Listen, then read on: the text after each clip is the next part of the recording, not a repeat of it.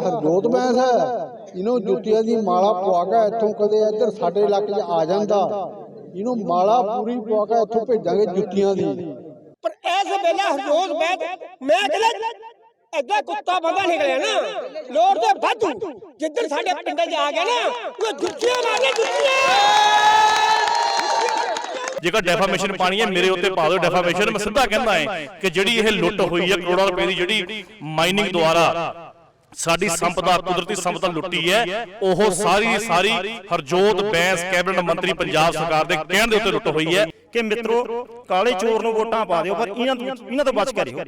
से इकट्ठे होने का मकसद है जो डुबरी क्रैशर इंडस्ट्री को बचाना ते दूजा साडे इस हलके च जो गुंडा तत्व जो ब्लैकमेलर उन्होंने किसी ना किसी तरीके जो उन्होंने साडे नाल ठगियां मारियां समूह क्रैशर इंडस्ट्री नाल लाखां रुपए की मांग की है काला धन जिहड़ा उन्होंने सातों वसूल किया उहदी असीं इंक्वायरी ते जांच कराउण दे संबंध विच असीं अज इकट्ठ कीता। इलाका संघर्ष कमेटी 20+ ਮੈਂਬਰਾਂ ਦੀ ਹੈਗੀ ਹੈ। ਇਹਦਾ ਮਤਲਬ 20 ਲੱਖ ਰੁਪਇਆ ਮਹੀਨਾ ਇੱਕ ਬੰਦੇ ਨੂੰ ਦੇ ਰਹੇ ਸੀ ਤੇ ਜੇ ਦੇ ਰਹੇ ਸੀ ਤਾਂ ਜਿਹੜਾ ਮੁੱਦਈ ਹੈਗਾ ਦਲਬੀਰ ਉਹਦੀ ਕਿੰਨੀ ਕੈਪੈਸਿਟੀ ਹੈ ਉਹ ਪੈਸੇ ਕਿੱਥੋਂ ਲੈ ਕੇ ਆ ਰਿਹਾ। ਇੱਕ ਦੋ ਮੀਡੀਆ ਵਾਲੇ ਹੈਗੇ ਜਿਨ੍ਹਾਂ ਨੇ ਅੱਜ ਤੱਕ ਮੇਰੇ ਹੱਕ ਦੇ ਵਿੱਚ ਕੋਈ ਖਬਰ ਨਹੀਂ ਚਲਾਈ। नमस्कार मैं हाँ शमी डावरा तुसीं देख रहे हो SDTV प्राइम। दोस्तों हलका आनंदपुर साहब दे विच पिछले कई दिनों तो एक मुद्दा छाया हुआ है वो मुद्दा है नजायज़ माइनिंग का। पिंड भलाण दे विच पुलिस की देख रेख दे विच सरकार डीसिल्टिंग के नाम के उत्ते माइनिंग की करवाने लगी कि पूरा पिंड ही नहीं पूरा इलाका जाग गया। इलाके ने प्रदर्शन किया तो प्रदर्शनकारियों के उत्ते लाठी चार्ज तक किया गया। इस लाठी चार्ज तो बाद जदों हाई कोर्ट ने इस नजायज़ माइनिंग के उत्ते रोक लगा दी तो होया कि अगले दिन ही जिहड़े विसल ब्लोयर सी जिहड़े संघर्ष कमेटी के नाम के उत्ते इस संघर्ष को अंजाम दिंदे सन उन्हां दे उत्ते एक आडियो वायरल करके परचा दर्ज कर दिता गया। दोस्तों पिछले कई सालों तो इस हल्के विच नजायज़ माइनिंग हो रही है। इस नजायज़ माइनिंग ने ना केवल सतलुज दरिया के वजूद खत्म कर दिता है बल्कि आले दुआले के पिंडों का वजूद भी खत्म होने के कगार पर आया है। कई पुल ढह गए ने ते कई पुल ढहण वाले ने। इत्थों तक कि इत्थों का वातावरण बिल्कुल ही खराब हो चुका है।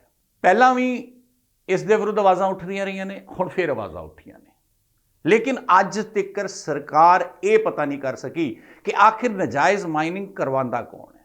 असी कोशिश कर रहे हैं तुहाडे सामने सारे तत्थ लियाण दी कि आखिर ये जिहड़ी नजायज़ माइनिंग हुंदी है ये हुंदी किस दे इशारिਆਂ ते है, कौन इसका है असली मुजरिम।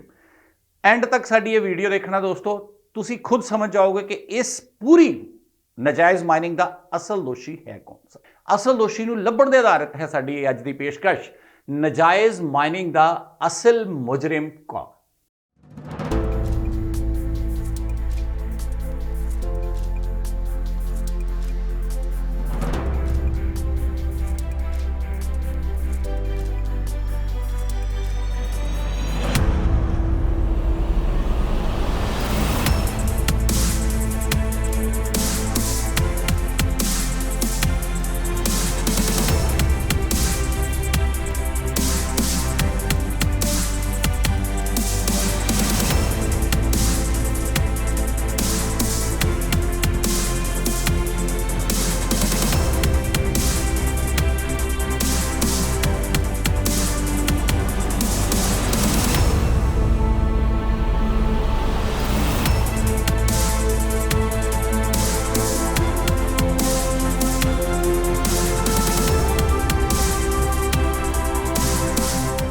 स्वागत है तुहाडा सब दा SDTV प्राइम पे।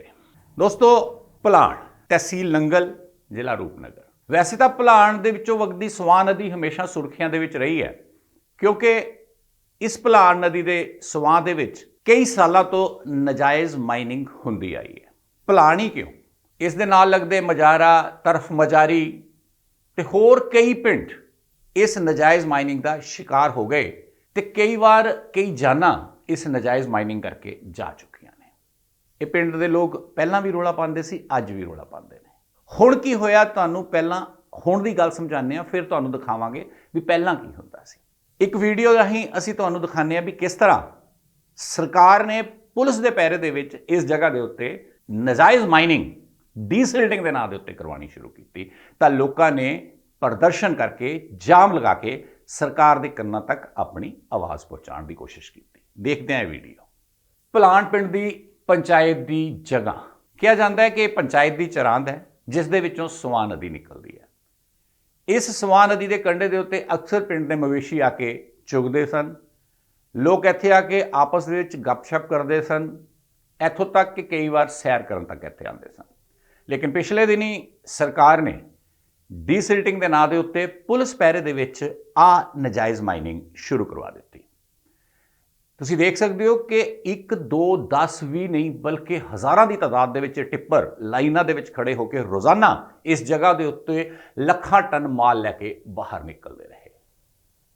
ਸਰਕਾਰ ਕਹਿੰਦੀ ਹੈ ਮਸ਼ੀਨਾਂ ਸਾਡੀਆਂ ਸਨ, ਲੇਕਿਨ ਅੱਜ ਤੱਕ ਪ੍ਰੂਵ ਨਹੀਂ ਕਰ ਸਕੀ ਕਿ ਮਸ਼ੀਨਾਂ ਇਹਦੀਆਂ ਸਨ। ਪਿੰਡ ਦੀ ਪੰਚਾਇਤ ਨੇ ਇਸ ਦਾ ਵਿਰੋਧ ਕੀਤਾ। ਪਹਿਲਾਂ ਪਿੰਡ ਦੇ ਸਰਪੰਚ ਤੇ 5-7 ਬੰਦੇ ਜਾਂਦੇ ਰਹੇ। ਜਦੋਂ ਉਹਨਾਂ ਦੀ ਸੁਣਵਾਈ ਨਾ ਹੋਈ ਤਾਂ ਉਹਨਾਂ ਨੇ ਸੜਕ ਨੂੰ ਜਾਮ ਲਗਾ ਦਿੱਤਾ। ਜਾਮ ਲਗਾਇਆ ਤਾਂ ਪ੍ਰਸ਼ਾਸਨ ਥੋੜਾ ਜਿਹਾ ਨੀਂਦ ਤੋਂ ਜਾਗ ਗਿਆ। ਪਹਿਲੇ ਦਿਨ ਇਹ ਸਾਰੀ ਦੀਆਂ ਸਾਰੀਆਂ ਮਸ਼ੀਨਾਂ ਕਢਾ ਦਿੱਤੀਆਂ ਗਈਆਂ, ਲੇਕਿਨ 3 ਦਿਨ ਬਾਅਦ ਹੀ ਦੁਬਾਰਾ ਇੱਥੇ ਫਿਰ ਮਾਈਨਿੰਗ ਸ਼ੁਰੂ ਕਰਵਾ ਦਿੱਤੀ ਗਈ ਤੇ ਇਸ ਵਾਰ ਬਜਿੱਦ ਕਿ ਅਸੀਂ ਇਹ ਮਾਈਨਿੰਗ ਕਰਨੀ ਹੈ, ਸਰਕਾਰ ਦਾ ਇਹ ਕਹਿਣਾ ਸੀ। ਪਿੰਡ ਵਾਲਿਆਂ ਨੇ ਜਾਮ ਲਗਾਏ। ਉਸ ਤੋਂ ਬਾਅਦ ਜਦੋਂ ਪਿੰਡ ਵਾਲਿਆਂ ਨੇ ਇਸ ਜਗ੍ਹਾ ਤੇ ਆ ਕੇ ਪ੍ਰਦਰਸ਼ਨ ਕੀਤਾ ਤਾਂ ਤੁਸੀਂ ਦੇਖ ਸਕਦੇ ਹੋ ਕਿ ਕਿਸ ਤਰ੍ਹਾਂ ਉਹਨਾਂ ਦੇ ਉੱਤੇ ਲਾਠੀ ਚਾਰਜ ਕੀਤਾ ਗਿਆ। ਇੱਕ ਵਿਅਕਤੀ ਜ਼ਖਮੀ ਵੀ ਹੋ ਗਿਆ ਜਿਸ ਦੇ ਸਿਰ ਦੇ ਵਿੱਚ ਪੁਲਿਸ ਦੀ ਲਾਠੀ ਆ ਕੇ ਵੱਜੀ। ਲਾਠੀ ਚਾਰਜ ਕਰ ਦਿੱਤਾ ਜਿਨ੍ਹਾਂ ਕਰਕੇ ਬੰਦਿਆਂ ਸੱਟਾਂ ਵੀ ਲੱਗੀਆਂ ਔਰ ਮੇਰੇ ਤਾਂ ਮੌਜੂਦਾ ਜਵਾਨ ਇਹ ਸਾਹਮਣੇ ਹੋ ਮਤਲਬ ਚੌਂਕੀ ਇੰਚਾਰਜ ਕਿਉਂ ਕੀਤਾ ਨਹੀਂ ਲਾਠੀ ਚਾਰਜ? ਵੀ ਮੈਨਿੰਗ ਬੰਦ ਕਰਾ ਰਹੇ ਤੇ ਪਿੰਡ ਵਾਲੇ ਇਹ ਕਹਿੰਦੇ ਮੈਨਿੰਗ ਬੰਦ ਨਹੀਂ ਹੋਣ ਦੇਣੀ। ਫਿਰ ਸਾਨੂੰ ਇਹ ਰੋਸਤਾ ਵੀ ਸਾਡੀ ਜ਼ਮੀਨ ਹੈ, ਲੋਕ ਬਾਹਰ ਦੇ ਪੱਟ ਕੇ ਲੈ ਜਾਣਗੇ, ਬੱਚਿਆਂ ਦੇ ਭਵਿੱਖ ਬਹੁਤ ਖਤਰੇ ਦੇ ਵਿੱਚ ਹੈ। ਉਹ ਚੀਜ਼ ਸਾਡੀ ਹੈ, ਅਸੀਂ ਆਪਣੀ ਚੀਜ਼ ਨੂੰ ਕਿਉਂ ਨਾ ਰੋਕੀਏ? ਕੀ ਕਹੋਗੇ ਆਪਣੇ ਵਿਧਾਇਕ ਸਾਹਿਬ ਨੂੰ? ਵਿਧਾਇਕ ਸਾਹਿਬ ਨੂੰ ਬਸ ਕਿਆ ਕਹਿਣਾ ਜੀ, ਥਾਣੇਦਾਰ ਅਸੀਂ ਬਣਾਇਆ ਤਾਂ ਹੁਣ ਆਪਣੇ ਨੇ ਢੂਹੇ ਕੁੱਟਣੇ ਸ਼ੁਰੂ ਕਰਾਤੇ ਤੇ ਬੜੀ ਮਿਹਰਬਾਨੀ ਮਹਾਰਾਜ।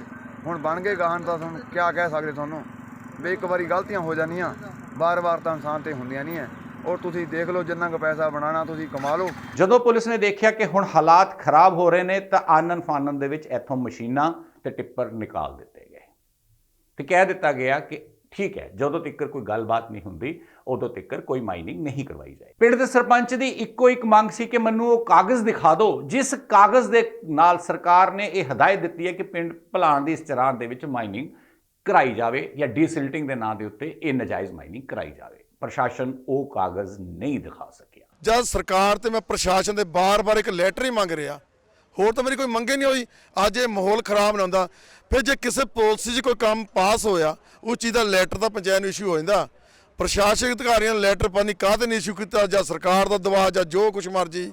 ਮੀਟਿੰਗ ਅਸੀਂ ਉਹਦੀ ਹਰੇਕ ਮੀਟਿੰਗ ਅਟੈਂਡ ਕੀਤੀ, ਕੰਮ ਚੱਲਦਾ ਰਿਹਾ ਤਾਂ ਸਾਨੂੰ ਲੈਟਰ ਨਹੀਂ ਅੱਜ ਤੱਕ ਇਸ਼ੂ ਕਰ ਚੁੱਕੇ। ਤਾਂ ਉਹਨਾਂ ਦੀ ਇਹ ਜਿੱਦ ਜਾਇਜ਼ ਸੀ ਕਿ ਅਸੀਂ ਇੱਥੇ ਕੋਈ ਨਜਾਇਜ਼ ਮਾਈਨਿੰਗ ਨਹੀਂ ਹੋਣ। ਸ਼ਾਮ ਹੁੰਦਿਆਂ ਹਾਈ ਕੋਰਟ ਨੇ ਡਿਸੀਜਨ ਦੇ ਦਿੱਤਾ ਵੀ ਜਦੋਂ ਤੱਕ ਨੈਸ਼ਨਲ ਗ੍ਰੀਨ ਟ੍ਰਿਬਿਊਨਲ ਹਰੀ ਝੰਡੀ ਨਹੀਂ ਦਿੰਦਾ ਕਿਸੇ ਤਰ੍ਹਾਂ ਦੀ ਵੀ ਡੀਸਿਲਟਿੰਗ ਦੇ ਨਾਂ ਦੇ ਉੱਤੇ ਮਾਈਨਿੰਗ ਨਹੀਂ ਕੀਤੀ ਜਾਏਗੀ। ਸਰਕਾਰ ਨੂੰ ਹੱਥਾਂ ਪੈਰਾਂ ਦੇ ਵਿੱਚ ਪੈ ਗਈ।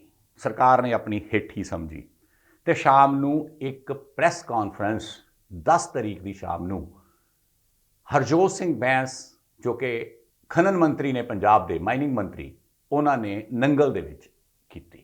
ਉਹਨਾਂ ਨੇ ਕੀ ਕਿਹਾ ਇਸ ਬਾਰੇ ਪਹਿਲਾਂ ਸੁਣ ਲੈਂਦੇ ਹਾਂ।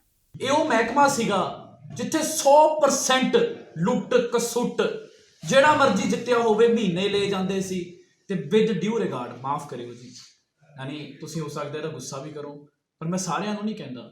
ਕੁਝ ਪੱਤਰਕਾਰ ਵੀ ਇਨਵੋਲਵ ਸੀ, ਸਰਪੰਚ ਵੀ ਇਨਵੋਲਵ ਸੀ, ਪੁਲਿਸ ਵੀ ਇਨਵੋਲਵ ਸੀ, ਹਾਰੇ ਐਮਐਲਏ, ਜਿੱਤੇ ਐਮਐਲਏ, ਮੰਤਰੀ, ਸਪੀਕਰ, ਮੁੱਖ ਸਾਰਾ, ਯਾਨੀ ਧੁਰ ਤੋਂ ਲੈ ਕੇ ਉੱਤੋਂ ਤੱਕ ਇਦਾਂ ਦਾ ਮਹਿਕਮਾ ਮਿਲਿਆ ਸੀ। ਅੱਗੇ ਇਸ ਹਲਕੇ ਦੇ ਵਿੱਚ ਲੀਡਰਾਂ ਦੀ ਜਵਾਈ ਦੀ ਸਾਈਡ ਚੱਲਦੀ ਰਹੀ, ਕਿਸੇ ਨੇ ਕਦੀ ਕੋਈ ਧਰਨਾ ਨਹੀਂ ਦਿੱਤਾ, ਲੁੱਟ ਕੇ ਖਾ ਗਏ। 100 ਫੁੱਟ ਥੱਲੇ ਤੱਕ ਜਾ ਕੇ ਮਾਈਨਿੰਗ ਹੁੰਦੀ ਸੀ, ਕੋਈ ਨਹੀਂ ਬੋਲਿਆ। ਅੱਜ ਜਦੋਂ ਲੀਗਲ ਮਾਈਨਿੰਗ ਹੋ ਰਹੀ, ਜਦੋਂ ਕਿਸੇ ਕੋਈ ਠੇਕੇਦਾਰ ਨਹੀਂ ਮਾਈਨਿੰਗ ਕਰ ਰਿਹਾ, ਪੰਜਾਬ ਸਰਕਾਰ ਮਾਈਨਿੰਗ ਕਰ ਰਹੀ ਹੈ, ਪਰ ਤਾਂ ਹੀ ਨੰਬਰ 1 ਤੇ ਆਇਆ ਪੂਰੇ ਦੇਸ਼ ਦੇ ਵਿੱਚ। ਜਦੋਂ ਲੀਗਲ ਮਾਈਨਿੰਗ ਹੋ ਰਹੀ ਤਾਂ ਤਕਲੀਫ ਹੋ ਗਈ। ਆਹ ਡਾਟਾ ਹੈ ਜੀ, ਆਹ 2021 ਚ ਉਹੀ ਭਲਾਣ ਦੀ ਪੰਚਾਇਤ ਹੈ ਜਿਹੜੀ ਕਹਿੰਦੀ ਕਿ ਸਾਡੇ ਇੱਥੇ ਜੀ ਡੀਸਿਲਟਿੰਗ ਕਰੋ। ਕਿਉਂ? ਉਦੋਂ ਇਹਨਾਂ ਲੋਕਾਂ ਨੂੰ ਪੈਸੇ ਮਿਲਦੇ ਸੀ, ਉਦੋਂ ਇਹਨਾਂ ਨੂੰ ਬਲੈਕਮੇਲਰਾਂ ਨੂੰ ਪੈਸੇ ਮਿਲਦੇ ਸੀ। ਅੱਜ ਤਕਲੀਫ ਇਹ ਹੈ ਕਿ ਹਰਜੋਤ ਬੈਂਸ ਨਾ ਖਾਂਦਾ ਨਾ ਕਿਸੇ ਨੂੰ ਖਾਣ ਦਊਗਾ। ਤਕਲੀਫ ਇਹ ਹੈ। ਸਰ ਹੁਣ ਡੀਸਿਲਟਿੰਗ ਬੰਦ ਹੋ ਗਈ ਜਾਂ ਜਾਰੀ ਹੈ? ਮੈਂ ਜੀ ਇਹਦੇ ਉੱਤੇ ਜਿਹੜਾ ਹੈ ਮੈਂ ਬਾਰ ਕਹਿਤਾ, ਫਿਲਹਾਲ ਭਲਾਨ ਦੇ ਵਿੱਚ ਡੀਸਿਲਟਿੰਗ ਰੋਕ ਦਿੱਤੀ ਗਈ ਹੈ। ਉਹਨਾਂ ਨੂੰ ਇਹ ਕਹਿ ਦਿੱਤਾ ਗਿਆ ਗ੍ਰਾਮ ਸਭਾ ਫੈਸਲਾ ਕਰੇ, ਗ੍ਰਾਮ ਸਭਾ ਕਹਿ ਦੂਗੀ ਨਹੀਂ ਕਰਨਾ ਸੀ ਨਹੀਂ ਕਰਾਂ। ਦੇਖਿਆ ਉਹਨਾਂ ਨੇ ਫਿਰ ਕਿਹਾ ਕਿ ਇਹ ਜਾਇਜ਼ ਹੈ, ਇਹ ਮਾਈਨਿੰਗ ਜਾਇਜ਼ ਹੈ, ਲੇਕਿਨ ਹਲੇ ਰੋਕ ਦਿੱਤੀ ਗਈ ਹੈ। ਇਹ ਕੋਈ ਸਰਕਾਰ ਵੱਲੋਂ ਨਹੀਂ ਸੀ ਰੋਕੀ ਗਈ, ਇਹ ਤਾਂ ਹਾਈ ਕੋਰਟ ਨੇ ਰੋਕੀ ਹੈ। ਜਦੋਂ ਫਿਰ ਦੇਖਿਆ ਵੀ ਸਾਡੇ ਤੇ ਤਾਂ ਬੜਾ ਵੱਡਾ ਦਾਗ ਲੱਗ ਗਿਆ, ਤਾਂ ਇੱਕ ਆਡੀਓ ਰਿਲੀਜ਼ ਕਰ ਦਿੱਤੀ। ਤੁਹਾਨੂੰ ਆਡੀਓ ਵੀ ਸੁਣਾਉਂਦੇ ਹਾਂ ਵੀ ਆਡੀਓ ਦੇ ਵਿੱਚ ਕੀ ਕਿਹਾ ਗਿਆ। ਪਤਾ ਗੱਲ ਹੈ, ਦੇਖੋ ਭਾਜੀ ਮੇਰੇ ਹੈਗੇ ਫੈਮਿਲੀ ਰਿਲੇਸ਼ਨ, ਉਹਨਾਂ ਨਾਲ ਸਾਫ਼ ਗੱਲ ਦੱਸ ਦਿੰਦਾ, ਤੁਹਾਡੇ ਨਾਲ ਕੋਈ ਪੜਦਾ ਨਹੀਂ, ਕੋਈ ਕੁਛ ਨਹੀਂ। ਫਿਰ ਉਹਨਾਂ ਇੱਕੋ ਗੱਲ ਕਹੀ, ਕਹਿੰਦਾ ਦਲਵੀਰ ਵੀ ਕੰਮ ਚਲਾਓ ਚੰਗੀਆਂ ਦੇ ਅੰਦਰ, ਜੇ ਤੁਹਾਨੂੰ ਕੋਈ ਦਿੱਕਤ ਆਉਂਦੀ ਹੈ ਤੁਸੀਂ ਮੈਨੂੰ ਫੋਨ ਕਰੋ, ਉੱਥੇ SHO ਕੋਲ ਤੋਂ ਉੱਥੇ DSP ਕੋਲ। ਹੁਣ ਭਾਜੀ ਪਿੰਡ ਪੂਰਾ ਸੈਂਸੋਵਾਲ ਦਾ ਨਾਲ ਹੈ, ਅੱਜ ਤੁਹਾਨੂੰ ਅੱਜ ਨਾਲ ਇੱਕ ਦੋ ਬੰਦੇ, ਉਹ ਬੰਦੇ ਨਾਲ ਕੱਲ ਰਸਤਾ ਵੀ ਰੋਕਦਾ। ਦੇਖੋ ਮੈਂ ਉਹਨਾਂ ਨੂੰ ਫੇਰ ਵੀ ਕੁਝ ਨਹੀਂ ਕਿਹਾ, ਅਸੀਂ ਅੱਜ 2-3 ਦਿਨ ਹੋ ਗਏ ਮੈਂ ਆਪਣੀ ਜ਼ਮੀਨ 'ਚੋਂ ਰਸਤਾ ਬਣਾਤਾ, ਪਰ ਮੈਂ ਪਰਮਾਤਮਾ ਦੀ ਹਾਜ਼ਰ ਸਹੁੰ ਖਾ ਕੇ ਕਹਿੰਦਾ, ਉਹਨੇ ਵੀ ਇਹ ਗੱਲ ਕਹੀ, ਕਹਿੰਦਾ ਬੰਦੇ ਭੋਲੇ ਆ ਪਰ ਇੱਕ ਦੋ ਬੰਦਿਆਂ ਨੇ ਉਹਨਾਂ ਦਾ ਬੇਵਕੂਫ ਬਣਾਇਆ ਵਾ। ਹੁਣ ਸਮਝਣਾ ਤਾਂ ਜੇ ਜੀ ਅਸੀਂ ਇਹ ਚਾਹੀਏ ਵੀ ਤੁਹਾਡਾ ਕੰਮ, ਅਸੀਂ ਕੰਮ ਕਾਰੋਬਾਰ ਤੁਹਾਡਾ ਚੌਪਟ ਕਰ ਦਈਏ, ਤੁਸੀਂ ਤੁਹਾਡੇ ਢਿੱਡ ਪਰ ਲੱਤ ਵੱਜੀ ਨਾ ਹੈ, ਉਹ ਤਾਂ ਹੈ ਹੀ, ਉਹ ਤਾਂ ਹੈ ਹੀ, ਠੀਕ ਨਹੀਂ। ਹੁਣ ਤੁਸੀਂ ਦੱਸੋ ਅਸੀਂ ਕੰਮ ਕਰਦੇ, ਅਸੀਂ ਵੀ ਕਿੱਥੇ ਨੂੰ ਜਾਈਏ, ਜੇ ਨਾ ਪਲਾਂਟ ਚਲਾਈਏ ਕਿੱਥੇ ਨੂੰ ਜਾਈਏ? ਤੁਹਾਨੂੰ ਮੈਂ ਕਹਿਣ ਲੱਗਾ ਜਿਹੜਾ ਉਦੋਂ ਤੁਸੀਂ ਲੱਖ ਰੁਪਏ ਲਏ ਨਾ ਇਹਦੇ ਥਰੂ, ਮੈਂ ਤੁਹਾਨੂੰ ਆਪ ਕਹਿਣਾ ਕਿ ਅਸੀਂ ਪਰਦੇ 'ਚ ਰੱਖ ਲੈਣ ਦੀ ਗੱਲ ਪਹਿਲੇ ਵੀ ਰੱਖੀ ਤੁਹਾਡੀ ਪਰਦੇ ਦੇ ਵਿੱਚ। ਭਾਜੀ ਗੱਲ ਨਹੀਂ ਸਮਝੇ, ਇਹਨੇ ਮੈਨੂੰ ਆਪ ਬੁਲਾਇਆ, ਕਾਣਾ ਕੀਤਾ, ਤੁਹਾਨੂੰ ਕਾਣਾ ਕਰ ਦਿੱਤਾ ਇਹਨੇ, ਕਾਣਾ ਕੀਤਾ ਤੁਹਾਨੂੰ। ਮੈਂ ਤਾਂ ਕਹਿੰਦਾ ਤੁਸੀਂ ਮਾੜਾ ਜਿਹਾ ਆਪਣੇ ਤਰੀਕੇ ਨਾਲ ਸਮਝਾ ਦਿਓ ਵੀ ਹਵਾ ਤੁਹਾਡੇ ਉਰੇ ਨਹੀਂ ਹੈਗੀ, ਐਵੇਂ ਨਾ ਬੇਇੱਜ਼ਤੀ ਕਰਾਇਓ ਬੁੱਢੇ ਵੇਲੇ, ਐਵੇਂ ਨਾ ਚੱਕਰ ਨਹੀਂ ਹੈ, ਸਾਲੇ 2 ਮਹੀਨੇ ਬਾਹਰ ਲਾਇਓ ਜਾ ਕੇ। ਆਡੀਓ ਰਿਲੀਜ਼ ਕੀ ਹੋਈ ਕਿ ਇੱਕ ਕ੍ਰੈਸ਼ਰ ਮਾਲਕਾਂ ਨੇ ਪ੍ਰੈਸ ਕਾਨਫਰੰਸ ਕਰਕੇ ਉਸ ਦੇ ਵਿੱਚ 5-6 ਉਹਨਾਂ ਵਿਅਕਤੀਆਂ ਦਾ ਨਾਮ ਲੈ ਦਿੱਤਾ ਜਿਹੜੇ ਪਿਛਲੇ 10 ਸਾਲ ਤੋਂ ਲਗਾਤਾਰ ਸੰਘਰਸ਼ ਕਰ ਰਹੇ ਨੇ ਵੀ ਸਾਡੇ ਇਲਾਕੇ ਦੇ ਵਿੱਚ ਮਾਈਨਿੰਗ ਨਹੀਂ ਹੋਣੀ ਚਾਹੀਦੀ। ਇਲਾਕਾ ਸੰਘਰਸ਼ ਕਮੇਟੀ ਬਣਾਈ ਹੈ ਜਿਹੜੀ ਸਰਕਾਰ ਨਾਲ ਮੀਟਿੰਗਾਂ ਕਰਦੀ ਰਹੀ ਅੱਜ ਤੋਂ ਪਹਿਲਾਂ ਤੱਕ, ਲੇਕਿਨ ਇਸ ਸਰਕਾਰ ਦੇ ਵਿੱਚ ਆਉਣ ਦੇ ਨਾਲ ਹੋਇਆ ਕਿ ਉਸ ਇਲਾਕਾ ਸੰਘਰਸ਼ ਕਮੇਟੀ ਦੇ ਇਹਨਾਂ ਲੋਕਾਂ ਦੇ ਕਹਿਣ ਤੇ ਅੱਜ ਜਿਹੜੇ ਲੋਕ ਕ੍ਰੈਸ਼ਰ ਦੇ ਮਾਲਕ ਕਹਾਉਂਦੇ ਨੇ, ਇਹਨਾਂ ਨੇ ਪ੍ਰੈਸ ਕਾਨਫਰੰਸ ਕੀਤੀ ਤੇ ਕੀ ਕਿਹਾ ਇਹਨਾਂ ਨੇ ਉਹ ਵੀ ਤੁਹਾਨੂੰ ਸੁਣਾਉਂਦੇ ਹਾਂ।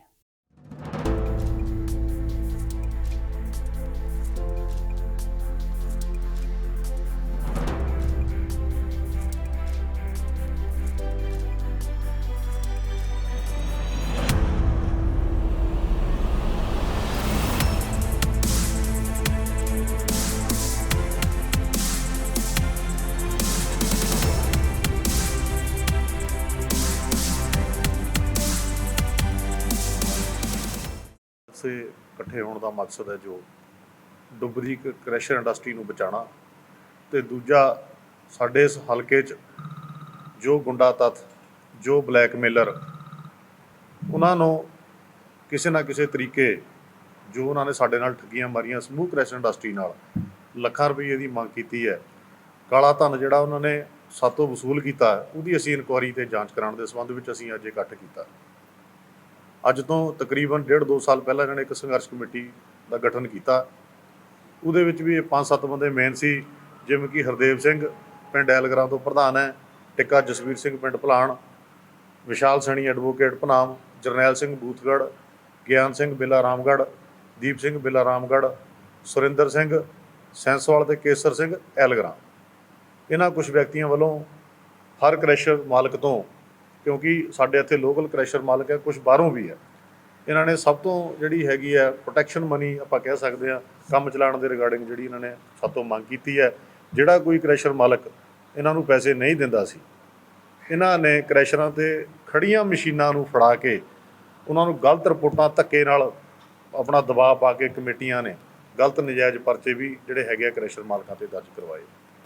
ਸੋ ਸਾਡੇ ਇਸ ਹਲਕੇ 'ਚ ਸਿਰਫ ਇੱਕੋ ਇੱਕ ਸੋਰਸ ਹੈ ਵੀ ਸਾਡੀ ਜ਼ਮੀਨ 'ਚ ਪੱਥਰ ਹੈ, ਜਿਸ ਕਰਕੇ ਇੱਥੇ ਜਿਹੜੀ ਇਹ ਇੰਡਸਟਰੀ ਹੈ ਉਹ ਅਸੀਂ ਕਰਜ਼ੇ ਲੈ ਕੇ ਜਿਹੜੀ ਹੈਗੀ ਉਹ ਇੰਡਸਟਰੀ ਬਿਲਡ ਕੀਤੀ ਹੈ। ਇਹਨਾਂ ਨੇ ਉਹਨਾਂ ਲੋਕਾਂ ਦੇ ਨਾਂ ਲੈ ਲਏ ਜਿਹੜੇ ਇਲਾਕਾ ਸੰਘਰਸ਼ ਕਮੇਟੀ ਦੇ ਸਰਮੌਰ ਸਨ, ਜਿਹੜੇ ਵਿਸਲ ਬਲੋਅਰ ਸਨ, ਤੇ ਪੁਲਿਸ ਨੇ ਆਨਨ ਫਾਨਨ ਦੇ ਵਿੱਚ 6 ਵਿਅਕਤੀਆਂ ਦੇ ਉੱਤੇ ਪਰਚਾ ਦਰਜ ਕਰ ਲਿਆ। ਅਗਲੀ ਗੱਲ ਸ਼ੁਰੂ ਕਰਨ ਤੋਂ ਪਹਿਲਾਂ ਮੈਂ ਦੋਸਤੋ ਤੁਹਾਨੂੰ ਦੱਸਦਾ ਵੀ ਜਿਨ੍ਹਾਂ ਦੇ ਇਹਨਾਂ ਨੇ ਨਾਂ ਲਏ ਆ ਉਹਨਾਂ 'ਚੋਂ ਇੱਕ ਨਾਂ ਹੈ ਟਿੱਕਾ ਯਸ਼ਵੀਰ ਚੰਦ ਭਲਾਣ। ਜੋ ਲੋਕ ਟਿੱਕਾ ਜੀ ਨੂੰ ਜਾਣਦੇ ਨੇ ਉਹ ਤਾਂ ਜਾਣਦੇ ਹੀ ਹੋਣਗੇ, ਲੇਕਿਨ ਜਿਹੜੇ ਨਹੀਂ ਜਾਣਦੇ ਜਾਂ ਜਿਹਨਾਂ ਨੂੰ ਉਹਨਾਂ ਬਾਰੇ ਨਹੀਂ ਪਤਾ, ਉਹਨਾਂ ਬਾਰੇ ਮੈਂ ਥੋੜਾ ਜਿਹਾ ਵਿਸਤਾਰ 'ਚ ਦੱਸਦਾ ਕਿ ਇਹ ਉਹ ਟਿੱਕਾ ਜੀ ਨੇ ਜਿਨ੍ਹਾਂ ਦੇ ਪਰਿਵਾਰ ਨੇ 5 ਏਕੜ ਜਗ੍ਹਾ ਆਪਣੇ ਪਿੰਡ ਦੇ ਵਿੱਚ ਹਸਪੀਟਲ ਲਈ ਦਾਨ ਦਿੱਤੀ ਹੋਈ ਹੈ, ਨਾਲ 5 ਲੱਖ ਰੁਪਇਆ ਦੇ ਕੇ। ਹਸਪਤਾਲ ਦੀ ਇਮਾਰਤ ਬਣਾਉਣ ਦੇ ਲਈ ਸਰਕਾਰ ਨੂੰ। ਇਹ ਉਹ ਟਿੱਕਾ ਜੀ ਨੇ ਜਿਨ੍ਹਾਂ ਨੇ ਇੱਥੇ ਬਣੇ ਹੋਏ ਸਕੂਲ ਦੇ ਲਈ ਆਪਣੀ ਜ਼ਮੀਨ ਦਾਨ ਦੇ ਵਿੱਚ ਦਿੱਤੀ ਹੋਈ ਹੈ ਹਰਜੋਤ ਬੈਂਸ ਦੀ। ਜਿਸ ਤੁਸੀਂ ਡਿਪਾਰਟਮੈਂਟ ਦੇ ਐਜੂਕੇਸ਼ਨ ਮਿਨਿਸਟਰ ਹੋ, ਪਤਾ ਕਰ ਲੈਂਦੇ ਵੀ ਜਿਹੜਾ ਸਕੂਲ ਸਰਕਾਰੀ ਭਲਾਣ ਦੇ ਵਿੱਚ ਚੱਲ ਰਿਹਾ ਉਸ ਦੀ ਜ਼ਮੀਨ ਕਿਸ ਦੇ ਨਾਂ ਤੇ ਹੈ। ਉਹ ਇਸ ਟਿੱਕਾ ਯਸ਼ਵੀਰ ਚੰਦ ਜੀ ਹੋਰਾਂ ਦੇ ਨਾਂ ਤੇ ਹੈ ਜਿਨ੍ਹਾਂ ਨੇ ਦਾਨ ਕੀਤੀ ਹੈ। ਇਹੀ ਨਹੀਂ, ਇੱਥੇ ਬਣਿਆ ਹੋਇਆ ਗੁਰਦੁਆਰਾ, ਇੱਥੇ ਬਣਿਆ ਹੋਇਆ ਮੰਦਿਰ, ਉਸ ਦੇ ਲਈ ਵੀ ਟਿੱਕਾ ਯਸ਼ਵੀਰ ਚੰਦ ਤੇ ਇਹਨਾਂ ਦੇ ਪਰਿਵਾਰ ਨੇ ਦਾਨ ਦੇ ਵਿੱਚ ਉਹ ਜ਼ਮੀਨ ਦੇ ਕੇ ਬਣਵਾਇਆ ਹੈ। ਜਿਹੜੇ ਟਿੱਕਾ ਜੀ ਲੱਖਾਂ ਕਰੋੜਾਂ ਰੁਪਏ ਦਾਨ ਕਰਦੇ ਨੇ, ਜਿਨ੍ਹਾਂ ਦੇ ਬੱਚੇ ਵਿਦੇਸ਼ ਦੇ ਵਿੱਚ ਸੈਟਲ ਨੇ, ਜਿਨ੍ਹਾਂ ਨੂੰ ਆਪਣੀ ਕਮਾਈ ਦਾ ਅੰਤ ਦਾ ਪਤਾ ਨਹੀਂ ਹੈ, ਤੁਸੀਂ ਉਸ ਟਿੱਕਾ ਜੀ ਤੇ ਇਲਜ਼ਾਮ ਲਗਾ ਰਹੇ ਹੋ ਕਿ ਉਹਨਾਂ ਨੇ 1 ਲੱਖ ਰੁਪਇਆ ਜਿਹੜਾ ਹੈ ਉਹ ਰਿਸ਼ਵਤ ਲਈ ਹੈ। 1 ਲੱਖ ਰੁਪਇਆ ਉਹ ਵਸੂਲਦੇ ਰਹੇ ਹੈ। ਲਾਨਤ ਹੈ। ਇਸੇ ਤਰ੍ਹਾਂ ਦੂਸਰੇ ਹੈ ਵਿਸ਼ਾਲ ਸੈਣੀ, ਐਡਵੋਕੇਟ ਵਿਸ਼ਾਲ ਸੈਣੀ। ਇਹਨਾਂ ਦੇ ਪਰਿਵਾਰ ਬਾਰੇ ਚੰਗਾ ਹੁੰਦਾ ਜੇ ਛਾਣਬੀਣ ਕਰ ਲਈ ਹੁੰਦੀ, ਪਤਾ ਕਰ ਲਿਆ ਹੁੰਦਾ। ਇਹ ਪਰਿਵਾਰ ਉਹ ਪਰਿਵਾਰ ਹੈ ਜਿਹੜਾ ਹਮੇਸ਼ਾ ਹੀ ਲੋਕਾਂ ਦੇ ਲਈ, ਲੋਕਾਂ ਦੀ ਭਲਾਈ ਦੇ ਲਈ ਅੱਗੇ ਆਉਂਦਾ ਰਿਹਾ ਹੈ। ਲੋਕ ਸੇਵਕ ਦੇ ਨਾਮ ਨਾਲ ਜਾਣੇ ਜਾਂਦੇ ਨੇ ਇਲਾਕੇ ਦੇ ਵਿੱਚ, ਇਲਾਕੇ ਦੇ ਵਿੱਚ ਪੂਰੇ ਦੇ ਪੂਰੇ ਵਿੱਚ ਸਮਾਜ ਸੇਵੀ ਦੇ ਨਾਂ ਦੇ ਨਾਲ ਜਾਣੇ ਜਾਂਦਾ ਹੈ ਇਹ ਪਰਿਵਾਰ। ਲੇਕਿਨ ਇਸ ਦੇ ਉੱਤੇ ਦੋਸ਼ ਲਗਾ ਦਿੱਤਾ ਵੀ ਇਹ ਪੈਸੇ ਲੈਂਦੇ ਰਹੇ ਹੈ। ਕੁਝ ਲੋਕ ਅਜਿਹੇ ਨੇ ਦੋਸਤੋ ਜਿਨ੍ਹਾਂ ਕੋਲ ਅੱਜ ਵੀ ਸਕੂਟਰਾਂ ਦੇ ਉੱਤੇ ਚੱਲਦੇ ਨੇ। ਆ ਮਾਈਨਿੰਗ ਵਾਲੇ ਜਿਹੜੇ ਕਰਦੇ ਨੇ, ਇਹਨਾਂ ਦੀ ਇਨਕੁਆਇਰੀ ਕਰਾ ਲਓ। 10 ਸਾਲ ਪਹਿਲਾਂ ਜਿਹੜੇ ਸਕੂਟਰਾਂ ਤੇ ਚੱਲਦੇ ਸੀਗੇ ਅੱਜ ਫਾਰਚੂਨਰਾਂ ਤੇ ਘੁੰਮਦੇ ਆ। ਜੇ ਇਹਨਾਂ ਲੋਕਾਂ ਨੇ ਵੀ ਪੈਸੇ ਲਏ ਹੁੰਦੇ ਤਾਂ ਉਹ ਜਿਨ੍ਹਾਂ ਦੇ ਨਾਂ ਲਿਖਾਏ ਆ ਸਕੂਟਰਾਂ ਤੇ ਅੱਜ ਵੀ ਉਹ ਟੁੱਟੇ ਸਕੂਟਰਾਂ ਤੇ ਘੁੰਮਦੇ ਆ। ਉਹਨਾਂ ਕੋਲ ਵੀ ਫਾਰਚੂਨਰਾਂ ਹੁੰਦੀਆਂ ਜੇ ਉਹਨਾਂ ਨੇ ਪੈਸੇ ਲਏ ਹੁੰਦੇ। ਭਾਵ ਪੁਲਿਸ ਨੇ ਬਿਨਾਂ ਕਿਸੇ ਜਾਂਚ ਪੜਤਾਲ ਦੇ ਇਹਨਾਂ ਲੋਕਾਂ ਦੇ ਉੱਤੇ ਪਰਚਾ ਦਰਜ ਕਰ ਲਿਆ। ਫਿਰ ਸਾਡਾ ਇਲਾਕਾ 2 ਪਾਰਟ ਦੇ ਵਿੱਚ ਵੰਡ ਗਿਆ। ਲੋਕਾਂ ਨੇ ਪ੍ਰਦਰਸ਼ਨ ਕਰਨੇ ਸ਼ੁਰੂ ਕਰ ਦਿੱਤੇ। ਆ ਤੁਹਾਨੂੰ ਦਿਖਾਉਂਦੇ ਆ ਕਿ ਕਿਸ ਤਰ੍ਹਾਂ ਨੰਗਲ ਦੇ ਨਹੀਂ, ਕੇਵਲ ਅਨੰਦਪੁਰ ਸਾਹਿਬ ਜਾਂ ਰੋਪੜ ਦੇ ਨਹੀਂ, ਕੱਲ ਪੂਰੇ ਪੰਜਾਬ ਦੇ, ਹਰਿਆਣੇ ਦੇ ਵਕੀਲਾਂ ਨੇ ਸਟ੍ਰਾਈਕ ਕਰਕੇ ਇਸ ਨਜਾਇਜ਼ ਪਰਚੇ ਨੂੰ ਰੱਦ ਕਰਨ ਦੀ ਮੰਗ ਕੀਤੀ ਹੈ। ਅਸੀਂ ਤੁਹਾਡੀ ਗੱਲ ਕਰਾਉਂਦੇ ਆ ਅਨੰਦਪੁਰ ਸਾਹਿਬ ਦੇ ਜਿਹੜੇ ਬਾਰ ਕੌਂਸਲ ਦੇ ਪ੍ਰੈਜ਼ੀਡੈਂਟਸ ਨੇ, ਉਹਨਾਂ ਨਾਲ ਅਸੀਂ ਗੱਲਬਾਤ ਕੀਤੀ। ਕੀ ਕਹਿਣਾ ਉਹਨਾਂ ਦਾ ਉਹ ਵੀ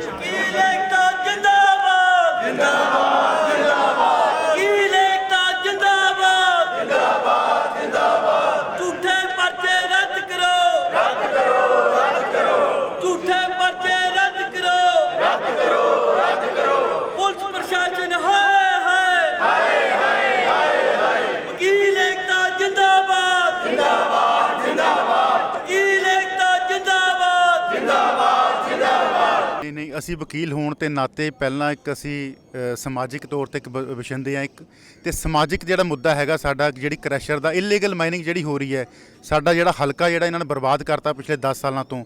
ਅਸੀਂ ਵਕੀਲ ਭਾਈਚਾਰੇ ਦੇ ਹੱਕ ਦੇ ਵਿੱਚ ਤਾਂ ਹੈ ਹੀ ਆ, ਪਰ ਇੱਕ ਸਮਾਜ ਦੇ ਤੌਰ ਤੇ ਵੀ ਅਸੀਂ ਇੱਕ ਜਿਹੜਾ ਹੈਗਾ ਇਹ ਮੁੱਦਾ ਜਿਹੜੇ ਇਲੀਗਲ ਮਾਈਨਿੰਗ ਕਰ ਰਹੇ ਆ ਉਹਦੇ ਖਿਲਾਫ ਅਸੀਂ ਆਵਾਜ਼ ਚੁੱਕੀ। ਤੁਸੀਂ ਜਿਹੜੀ ਇੱਥੇ ਆਵਾਜ਼ ਚੱਕੀ ਹੋਈ ਹੈ ਇਹ ਕੇਵਲ ਤੇ ਕੇਵਲ ਜਿਹੜੇ ਵਿਸ਼ਾਲ ਸੈਣੀ ਐਡਵੋਕੇਟ ਇਸ ਪਰਚੇ ਦੇ ਵਿੱਚ ਹੈਗੇ ਉਹਨਾਂ ਦੇ ਖਿਲਾਫ ਹੈ ਜਾਂ ਇਹ ਪਰਚਾ ਰੱਦ ਕਰਨ ਦੀ ਮੰਗ ਕੀਤੀ ਜਾ ਰਹੀ ਹੈ?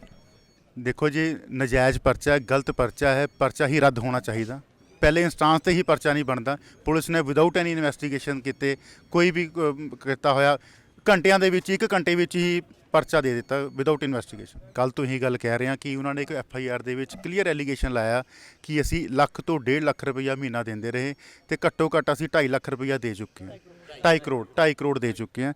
1 ਲੱਖ ਬੰਦਾ ਕਿਆ ਉਹ ਇੱਕ ਮੈਂਬਰ ਨੂੰ ਦਿੰਦੇ ਸੀ? ਇਲਾਕਾ ਸੰਘਰਸ਼ ਕਮੇਟੀ 20+ ਮੈਂਬਰਾਂ ਦੀ ਹੈਗੀ ਹੈ। ਇਹਦਾ ਮਤਲਬ 20 ਲੱਖ ਰੁਪਈਆ ਮਹੀਨਾ ਇੱਕ ਬੰਦੇ ਨੂੰ ਦੇ ਰਹੇ ਸੀ। ਤੇ ਜੇ ਦੇ ਰਹੇ ਸੀ ਤਾਂ ਜਿਹੜਾ ਮੁਦਈ ਹੈਗਾ ਦਲਬੀਰ, ਉਹਦੀ ਕਿੰਨੀ ਕੈਪੈਸਿਟੀ ਹੈ, ਉਹ ਪੈਸੇ ਕਿੱਥੋਂ ਲੈ ਕੇ ਆ ਰਿਹਾ? ਮੈਂ ਕੱਲ ਵੀ ਬੋਲਿਆ ਸੀ ਜੇ ਤਾਂ ਉਹ ਹੁਣ ਪੈਸੇ ਇਕੱਠੇ ਕਰ ਰਿਹਾ ਤਾਂ ਫਿਰ ਐਕਸਟੋਰਸ਼ਨ ਉਹਦੇ ਪਰ ਵੀ ਲੱਗਣੀ ਚਾਹੀਦੀ। ਜੇ ਉਹ ਬਾਕੀ ਕਰੈਕਸ਼ਨਾਂ ਤੋਂ ਪੈਸੇ ਇਕੱਠੇ ਕਰਕੇ ਪੈਸੇ ਦੇ ਰਿਹਾ ਤਾਂ ਕਿਹਨੂੰ ਦੇ ਰਿਹਾ, ਕੌਣ ਇਕੱਠਾ ਕਰ ਰਿਹਾ, ਇਹ ਸਾਰਾ ਕੁਝ ਜੋ ਹੈਗਾ ਇਹ ਇੱਕ ਵਿਸ਼ੇਸ਼ ਜਾਂਚ ਹੋਣੀ ਚਾਹੀਦੀ ਇਹਦੇ ਉੱਪਰ। ਤੇ ਜਾਂਚ ਨਾਲ ਹੀ ਪਤਾ ਲੱਗੇਗਾ ਕਿ ਇਹ ਪੈਸਾ ਇਕੱਠਾ ਹੁੰਦਾ ਸੀ ਜਾਂ ਕਿੱਥੋਂ ਹੋ ਰਿਹਾ ਸੀ, ਇਹਨਾਂ ਕੋਲ ਇੰਨੀ ਕੈਪੈਸਿਟੀ ਕਿੱਥੋਂ ਆਈ ਤੇ ਕਿ ਅੱਗੇ ਕਿਹਨੂੰ ਪੈਸੇ ਦੇ ਰਹੇ ਸੀ। ਜੋ ਕੁਛ ਵੀ ਹੋਇਆ ਬਿਲਕੁਲ ਗਲਤ ਹੋਇਆ, ਕਿਉਂਕਿ ਉਹ ਜਿਹੜੀ ਇਲੀਗਲ ਮਾਈਨਿੰਗ ਹੋ ਰਹੀ ਸੀ, ਮਾਈਨਿੰਗ ਮਾਫੀਆ, ਉਹਨਾਂ ਤੋਂ ਇਲੀਗਲ ਮਾਈਨਿੰਗ ਹੋਣ ਦੇ ਬਾਵਜੂਦ ਇਹਨਾਂ ਜਿਹੜੀ ਇਲਾਕਾ ਸੰਘਰਸ਼ ਕਮੇਟੀ ਦੀ, ਉਹਨਾਂ ਇਲਾਕੇ ਦੀ ਆਵਾਜ਼ ਨੂੰ ਮੁੱਖ ਰੱਖਦੇ ਹੋਏ, ਕਿਉਂਕਿ ਜਿਸ ਜਗ੍ਹਾ ਤੇ ਇਲੀਗਲ ਮਾਈਨਿੰਗ ਹੋ ਰਹੀ ਹੈ ਇਹ ਹਜੇ ਤੱਕ ਕਿਸੇ ਦੇ ਧਿਆਨ ਵਿੱਚ ਨਹੀਂ ਹੈ। ਇਹ ਭਾਖੜਾ ਡੈਮ ਦੀ ਬਿਲਕੁਲ ਗੋਦ ਵਿੱਚ ਹੈ, ਇਹਦੇ ਪੈਰਾਂ ਇਹਦੀ ਗੋਦ ਵਿੱਚ ਹੈ ਇਹ ਏਰੀਆ।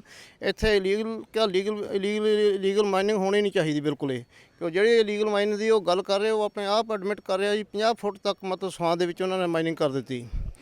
ਤੋ ਜਦੋਂ ਸੰਘਰਸ਼ ਕਮੇਟੀ ਨੂੰ ਇਹ ਪਤਾ ਲੱਗਿਆ, ਸੰਘਰਸ਼ ਕਮੇਟੀ ਨੇ ਐਜੀਟੇਸ਼ਨ ਕੀਤੀ। ਐਜੀਟੇਸ਼ਨ ਦੇ ਵਿੱਚ ਜਦੋਂ ਉੱਥੇ ਗਏ ਤਾਂ ਪੁਲਿਸ ਪ੍ਰਸ਼ਾਸਨ ਦਾ ਜਿਹੜਾ ਉਹ ਇਲੀਗਲ ਮਾਈਨਿੰਗ ਕਰ ਰਿਹਾ ਦੀ ਸਪੋਰਟ ਕਰ ਰਿਹਾ ਸੀ। ਜਿਹੜੇ ਸੰਘਰਸ਼ ਕਮੇਟੀ ਆਏ, ਕਾਫੀ ਲੋਕਾਂ ਦੇ ਵਿਚਾਰਿਆਂ ਤੇ ਸੱਟਾਂ ਲੱਗੀਆਂ, ਸੱਟਾਂ ਚੋਟਾਂ ਲੱਗੀਆਂ। ਕਾਫੀ ਕੁਝ ਹੋਣ ਦੇ ਬਾਵਜੂਦ ਮਾਨਯੋਗ ਪੰਜਾਬ ਤੇ ਹਰਿਆਣਾ ਹਾਈ ਕੋਰਟ ਨੇ ਇਨੀਸ਼ੀਏਟਿਵ ਲੈਂਦੇ ਹੋਏ ਪੰਜਾਬ ਦੇ ਜਿਹੜੀ ਹੈਗੀ ਮਾਈਨਿੰਗ ਟੋਟਲੀ ਬੰਦ ਕਰ ਦਿੱਤੀ। ਜਿਹੜੀ ਪੰਜਾਬ ਸਰਕਾਰ ਹੈ ਉਹ ਦਿਸ਼ਾਹੀਨ ਹੋ ਚੁੱਕੀ, ਕਿਉਂਕਿ ਜਿਹੜੇ ਕ੍ਰੈਸ਼ਰ ਦੇ ਮਾਲਕ ਹੈ ਉਹਨਾਂ ਨੇ ਕੰਪਲੇਂਟ ਦਿੱਤੀ ਕਿ 2021 ਤੋਂ ਲੈ ਕੇ ਅੱਜ ਤੱਕ ਸਾਨੂੰ ਬਲੈਕਮੇਲ ਕੀਤਾ ਜਾ ਰਿਹਾ। ਮੈਂ ਕ੍ਰੈਸ਼ਰ ਮਾਲਕ ਨੂੰ ਇਹ ਪੁੱਛਣਾ ਚਾਹੁੰਦਾ ਕਿ ਜਦੋਂ ਤੁਹਾਨੂੰ 2021 ਚ ਬਲੈਕਮੇਲ ਕਰਨਾ ਸ਼ੁਰੂ ਕੀਤਾ ਸੀ ਕਿ ਤੁਸੀਂ ਕਿਸੇ ਪ੍ਰਸ਼ਾਸਨਿਕ ਅਧਿਕਾਰੀ ਕੋ, ਕਿਸੇ ਪੁਲਿਸ ਅਫਸਰ ਕੋਲ ਗਏ? ਉਹ ਗਏ ਨਹੀਂ। ਇਹ ਕਾਰਨ ਕਿਉਂ ਹੈ ਜਿਹੜੀ ਅੱਜ ਕੰਪਲੇਂਟ ਦਿੱਤੀ ਗਈ? ਕਾਰਨ ਜਿਹੜਾ ਭਲਾਣ ਦੇ ਪਿੰਡ ਦੇ ਨਿਵਾਸੀਆਂ ਨੇ ਤੇ ਹਲਕਾ ਨਿਵਾਸੀਆਂ ਨੇ, ਜਿਹੜੇ ਆਲੇ ਦੁਆਲੇ ਦੇ ਪਿੰਡਾਂ ਨੇ, ਜਿਹੜੀ ਉੱਥੇ 35 ਫੁੱਟ ਦੀ ਡੀਸਿਲਟਿੰਗ ਦੇ ਨਾਂ ਤੇ ਮਾਈਨਿੰਗ ਕੀਤੀ ਜਾ ਰਹੀ ਸੀ। ਦੇਖੋ ਕਿੰਨੀ ਹਾਸੋਹੀਣ ਗੱਲ ਹੈ ਕਿ ਜੇ ਇੱਕ ਬੰਦਾ ਟਰਾਲੀ ਪੱਟ ਕੇ ਲੈ ਆਂਦਾ ਕਿਤੇ ਸਵਾਂ ਦੇ ਵਿੱਚੋਂ ਆਪਣੇ ਘਰ ਦੇ ਕੰਮ ਲਈ, ਉਹ ਤਾਂ ਕਰਦਾ ਮਾਈਨਿੰਗ।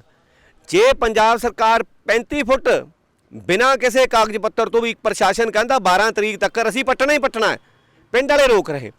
ਮੰਤਰੀ ਸਾਹਿਬ ਕੀ ਕਹਿ ਰਹੇ ਕਿ ਪਿੰਡ ਦੀ ਪੰਚਾਇਤ ਨੇ 2021 ਚ ਲਿਖ ਕੇ ਦਿੱਤਾ ਸੀ, ਪਰ ਮੰਤਰੀ ਸਾਹਿਬ 2022 ਚ ਵੀ ਲਿਖ ਕੇ ਦਿੱਤਾ ਸੀ ਪਿੰਡ ਦੀ ਪੰਚਾਇਤ ਨੇ ਕਿ ਮਾਈਨਿੰਗ ਨਾ ਕੀਤੀ ਜਾਵੇ। ਉਹ ਨਹੀਂ ਤੁਸੀਂ ਗੱਲ ਮੰਨੀ। ਜਿਹੜੀ ਡੀਸਿਲਟਿੰਗ ਦੀ ਜਿਹੜੀ ਪੁਰਾਣੀ ਗੱਲ 2021 ਵਾਲੀ ਮੰਨ ਲਈ, ਤੇ ਜਿਹੜੀ ਮੈਂ ਆਪਣੇ ਜਿਹੜੇ ਸਾਡੇ ਇੱਕ ਐਡਵੋਕੇਟ ਸਾਹਿਬ ਹੈ ਉਹਨਾਂ ਤੇ ਪਰਚਾ ਦਰਜ ਕੀਤਾ ਗਿਆ ਜਾਂ ਇਲਾਕਾ ਸੰਘਰਸ਼ ਸਮਿਤੀ ਤੇ ਦਰਜ ਕੀਤਾ ਗਿਆ। ਜਿਹੜਾ ਇਹਦੇ 'ਚ ਸ਼ਿਕਾਇਤ ਕਰਤਾ ਹੈ ਪਰਚਾ ਦੇ ਵਿੱਚ, ਜਿਹੜਾ ਬਲੈਕਮੇਲਿੰਗ ਜਿਹਨੇ ਕੀਤੀ ਹੈ, ਉਹਨੇ ਆਪਣੀ ਰਿਕਾਰਡਿੰਗ ਵਾਇਰਲ ਕੀਤੀ ਕਿਸੇ ਨਿੱਜੀ ਚੈਨਲ ਤੇ। ਪਰ ਤੁਸੀਂ ਜੇ ਰਿਕਾਰਡਿੰਗ ਨੂੰ ਦੇਖੋ, ਉਹਨੂੰ ਵਿੱਚੋਂ ਡਿਲੀਟ ਕੀਤਾ ਗਿਆ, ਉਹਦੀ ਆਵਾਜ਼ ਨੂੰ ਸਾਇਲੈਂਟ ਕੀਤਾ ਗਿਆ ਜਿੱਥੇ ਕਿਸੇ ਹੋਰ ਵਿਅਕਤੀਆਂ ਦਾ ਨਾਮ ਆ ਰਿਹਾ ਸੀ। ਮੈਂ ਪੁਲਿਸ ਨੂੰ ਪੁੱਛਣਾ ਚਾਹੁੰਦਾ, ਖਾਸ ਕਰਕੇ ਪੰਜਾਬ ਦੇ ਡੀਜੀਪੀ ਸਾਹਿਬ ਨੂੰ ਪੁੱਛਣਾ ਚਾਹੁੰਦਾ, ਜਦੋਂ ਫੌਜਾ ਸਿੰਘ ਸਰਾਰੀ ਹੈ ਜਿਹੜੇ ਸਤਿਕਾਰਯੋਗ ਮੰਤਰੀ ਸਾਹਿਬ ਹੈ, ਜਦੋਂ ਉਹਨਾਂ ਤੇ ਆਡੀਓ ਵਾਇਰਲ ਹੋਈ ਉਹਨਾਂ ਦੀ, ਉਦੋਂ ਕੋਈ ਪਰਚਾ ਨਹੀਂ ਦਰਜ ਕੀਤਾ ਗਿਆ। ਮੋਰ ਓਵਰ ਜਿਹੜਾ ਕੰਪਲੇਨੈਂਟ ਹੈ, ਜਿਹੜਾ ਸ਼ਿਕਾਇਤ ਕਰਤਾ ਹੈ ਭਲਾਣ ਵਾਲੇ ਐਪੀਸੋਡ ਦੇ ਵਿੱਚ ਕ੍ਰੈਸ਼ਰ ਮਾਲਕ ਹੈ, ਉਹਨਾਂ ਨੂੰ ਮੈਂ ਇਹ ਪੁੱਛਣਾ ਚਾਹੁੰਦਾ ਕਿ ਤੁਸੀਂ ਕਿਸੇ ਦੀ ਰਿਕਾਰਡਿੰਗ ਕਰ ਸਕਦੇ? SHO ਸਾਹਿਬ, SSP ਸਾਹਿਬ, DSP ਸਾਹਿਬ, ਕਿਸੇ ਦੀ ਰਿਕਾਰਡਿੰਗ ਕਰਨਾ ਗੈਰ ਕਾਨੂੰਨੀ ਹੈ। ਕੀ ਤੁਸੀਂ ਇਹ ਤੇ IT ਐਕਟ ਜਾਂ ਗੈਰ ਕਾਨੂੰਨੀ ਰਿਕਾਰਡਿੰਗ ਕੀਤੀ ਹੈ? ਜਿੱਥੇ ਪੈਗਾਸਸ ਇਹਨਾਂ ਨੇ ਲਿਆਂਦਾ ਸੀ BJP ਦੀ ਸਰਕਾਰ ਨੇ ਇਜ਼ਰਾਈਲ ਤੋਂ, ਜਦੋਂ ਆਪਾਂ ਕਹਿੰਦੇ ਸੀ ਰਾਹੁਲ ਗਾਂਧੀ ਜੀ ਜਾਂ ਹੋਰਾਂ ਦੀ ਰਿਕਾਰਡਿੰਗ ਹੋ ਰਹੀ, ਉਹ ਵੀ ਗੈਰ ਕਾਨੂੰਨੀ ਸੀ। ਤੁਸੀਂ ਕਿਸੇ ਦੀ ਗੈਰ ਕਾਨੂੰਨੀ ਰਿਕਾਰਡਿੰਗ ਨਹੀਂ ਕਰ ਸਕਦੇ। ਕੀ ਪੰਜਾਬ ਦੀ ਪੁਲਿਸ, ਲੋਕਲ ਪ੍ਰਸ਼ਾਸਨ ਉਹਨਾਂ ਤੇ ਰਿਕਾਰਡਿੰਗ ਕਰਨ ਦਾ ਗੈਰ ਕਾਨੂੰਨੀ ਪਰਚਾ ਦਰਜ ਕਰੇਗਾ? ਤੁਸੀਂ ਇਨਵੈਸਟੀਗੇਸ਼ਨ 'ਚ ਬੁਲਾਉਣਾ ਚਾਹੀਦਾ ਸੀ ਪਰਚਾ ਦਰਜ ਕਰਨ ਤੋਂ ਪਹਿਲਾਂ ਜਾਂ ਬਾਅਦ। ਉਹਨਾਂ ਤੇ ਰੇਡ ਨਹੀਂ, ਉਹ ਕੋਈ ਅੱਤਵਾਦੀ ਨਹੀਂ ਹੈ, ਉਹਨਾਂ ਤੇ ਰੇਡ ਕਰਨੀ। ਤੁਸੀਂ ਇਨਵੈਸਟੀਗੇਸ਼ਨ 'ਚ ਲਿਆਓ, ਉਹਨਾਂ ਤੋਂ ਪੁੱਛੋ, ਉਹਨਾਂ ਤੋਂ ਤੱਥ ਲਓ, ਫਿਰ ਤੁਸੀਂ ਉੱਤੇ ਕਾਰਵਾਈ ਕਰ ਦਿਓ। ਇਹ ਕਾਨੂੰਨ ਨਹੀਂ ਰਹਿ ਜਾਂਦਾ, ਕਾਨੂੰਨ ਨੂੰ ਹੱਥ ਠੋਕਾ ਬਣਾਇਆ ਜਾ ਰਿਹਾ। ਜਿਹੜੇ ਸ਼੍ਰੀ ਅਨੰਦਪੁਰ ਸਾਹਿਬ ਵਿਧਾਨ ਸਭਾ ਦੇ ਲੋਕ ਹੈ, ਇਹਦਾ ਡਟ ਕੇ ਮੁਕਾਬਲਾ ਕਰਨਗੇ। ਜਿਹੜੇ ਕ੍ਰੈਸ਼ਰ ਮਾਲਕ ਹੈ ਉਹ ਮੰਨ ਰਹੇ, ਉਹਨਾਂ ਦੇ ਆਲੇ ਦੁਆਲੇ ਕ੍ਰੈਸ਼ਰਾਂ ਦੇ ਦੇਖੋ 50-50 ਫੁੱਟ ਦੇ ਡੂੰਘੇ ਟੋਏ ਪਏ। ਕੀ ਜਿਹੜਾ ਮਾਈਨਿੰਗ ਵਿੰਗ ਹੈ, ਜਿਹੜਾ ਮਾਈਨਿੰਗ ਡਿਪਾਰਟਮੈਂਟ ਹੈ, ਕੀ ਉਹਦੇ ਅਧਿਕਾਰੀ ਇਹ ਕੰਪਲੇਨ ਦੇਣਗੇ? ਕੀ ਮਾਈਨਿੰਗ ਦੇ ਅਧਿਕਾਰੀ ਦੇਣਗੇ ਕਿ ਡੀਸਿਲਟਿੰਗ ਦੇ ਨਾਂ ਤੇ ਭਲਾਣ ਪਿੰਡ ਨੂੰ, ਬੇਲਿਆਂ ਨੂੰ ਹੜਾਉਣ ਦੀ ਕੋਸ਼ਿਸ਼ ਕੀਤੀ ਜਾ ਰਹੀ, 35-35 ਫੁੱਟ ਪੱਟਿਆ ਗਿਆ, ਕੰਪਲੇਨ ਦੇਣਗੇ? ਨਹੀਂ ਦੇਣਗੇ। ਗੱਲ ਇਹ ਹੈ, ਆਪਾਂ ਇਹਦੀ ਪੁਰਜ਼ੋਰ ਨਿੰਦਾ ਕਰਦੇ ਹਾਂ, ਆਪਣੇ ਵਕੀਲ ਭਾਈਚਾਰੇ ਨਾਲ ਵੀ ਖੜੇ ਹਾਂ। ਉਦੋਂ ਬਾਅਦ ਜਿਹੜੇ ਭਲਾਣ ਦੇ ਵਾਸੀਆਂ ਜਾਂ ਇਲਾਕਾ ਸੰਘਰਸ਼ ਸਮਿਤੀ ਦੇ ਜਿਹੜੇ ਮੈਂਬਰ ਹੈ ਜਾਂ ਹੋਰ ਵੀ ਕੋਈ ਹੈ, ਉਹਨਾਂ ਦੇ ਨਾਲ ਡਟ ਕੇ ਖੜੇ ਹਾਂ। ਸੁਣਿਆ ਤੁਸੀਂ ਦੋਸਤੋ, ਇਹ ਵਿਰੋਧਤਾ ਇਸੇ ਤਰ੍ਹਾਂ ਜਾਰੀ ਰਹੀ। ਲੋਕੀ ਇਹਨਾਂ ਦੇ ਹੱਕ ਦੇ ਵਿੱਚ ਨਿੱਤਰਦੇ ਚਲੇ ਗਏ। ਕੀ ਕਿਹਾ ਲੋਕਾਂ ਨੇ, ਤੁਹਾਨੂੰ ਉਹ ਲੋਕਾਂ ਦੀ ਬਾਈਟਸ ਵੀ ਸੁਣਾਉਂਦੇ ਹਾਂ। ਮੁਰਦਾਬਾਦ ਕਾਂਗਰਸ, ਮੁਰਦਾਬਾਦ ਕੇਜਰੀਵਾਲ, ਮੁਰਦਾਬਾਦ ਕੇਜਰੀਵਾਲ, ਮੁਰਦਾਬਾਦ। ਕਟਾਈ ਨਹੀਂ ਚਲੇਗੀ, ਕਟਾਈ ਨਹੀਂ ਚਲੇਗੀ।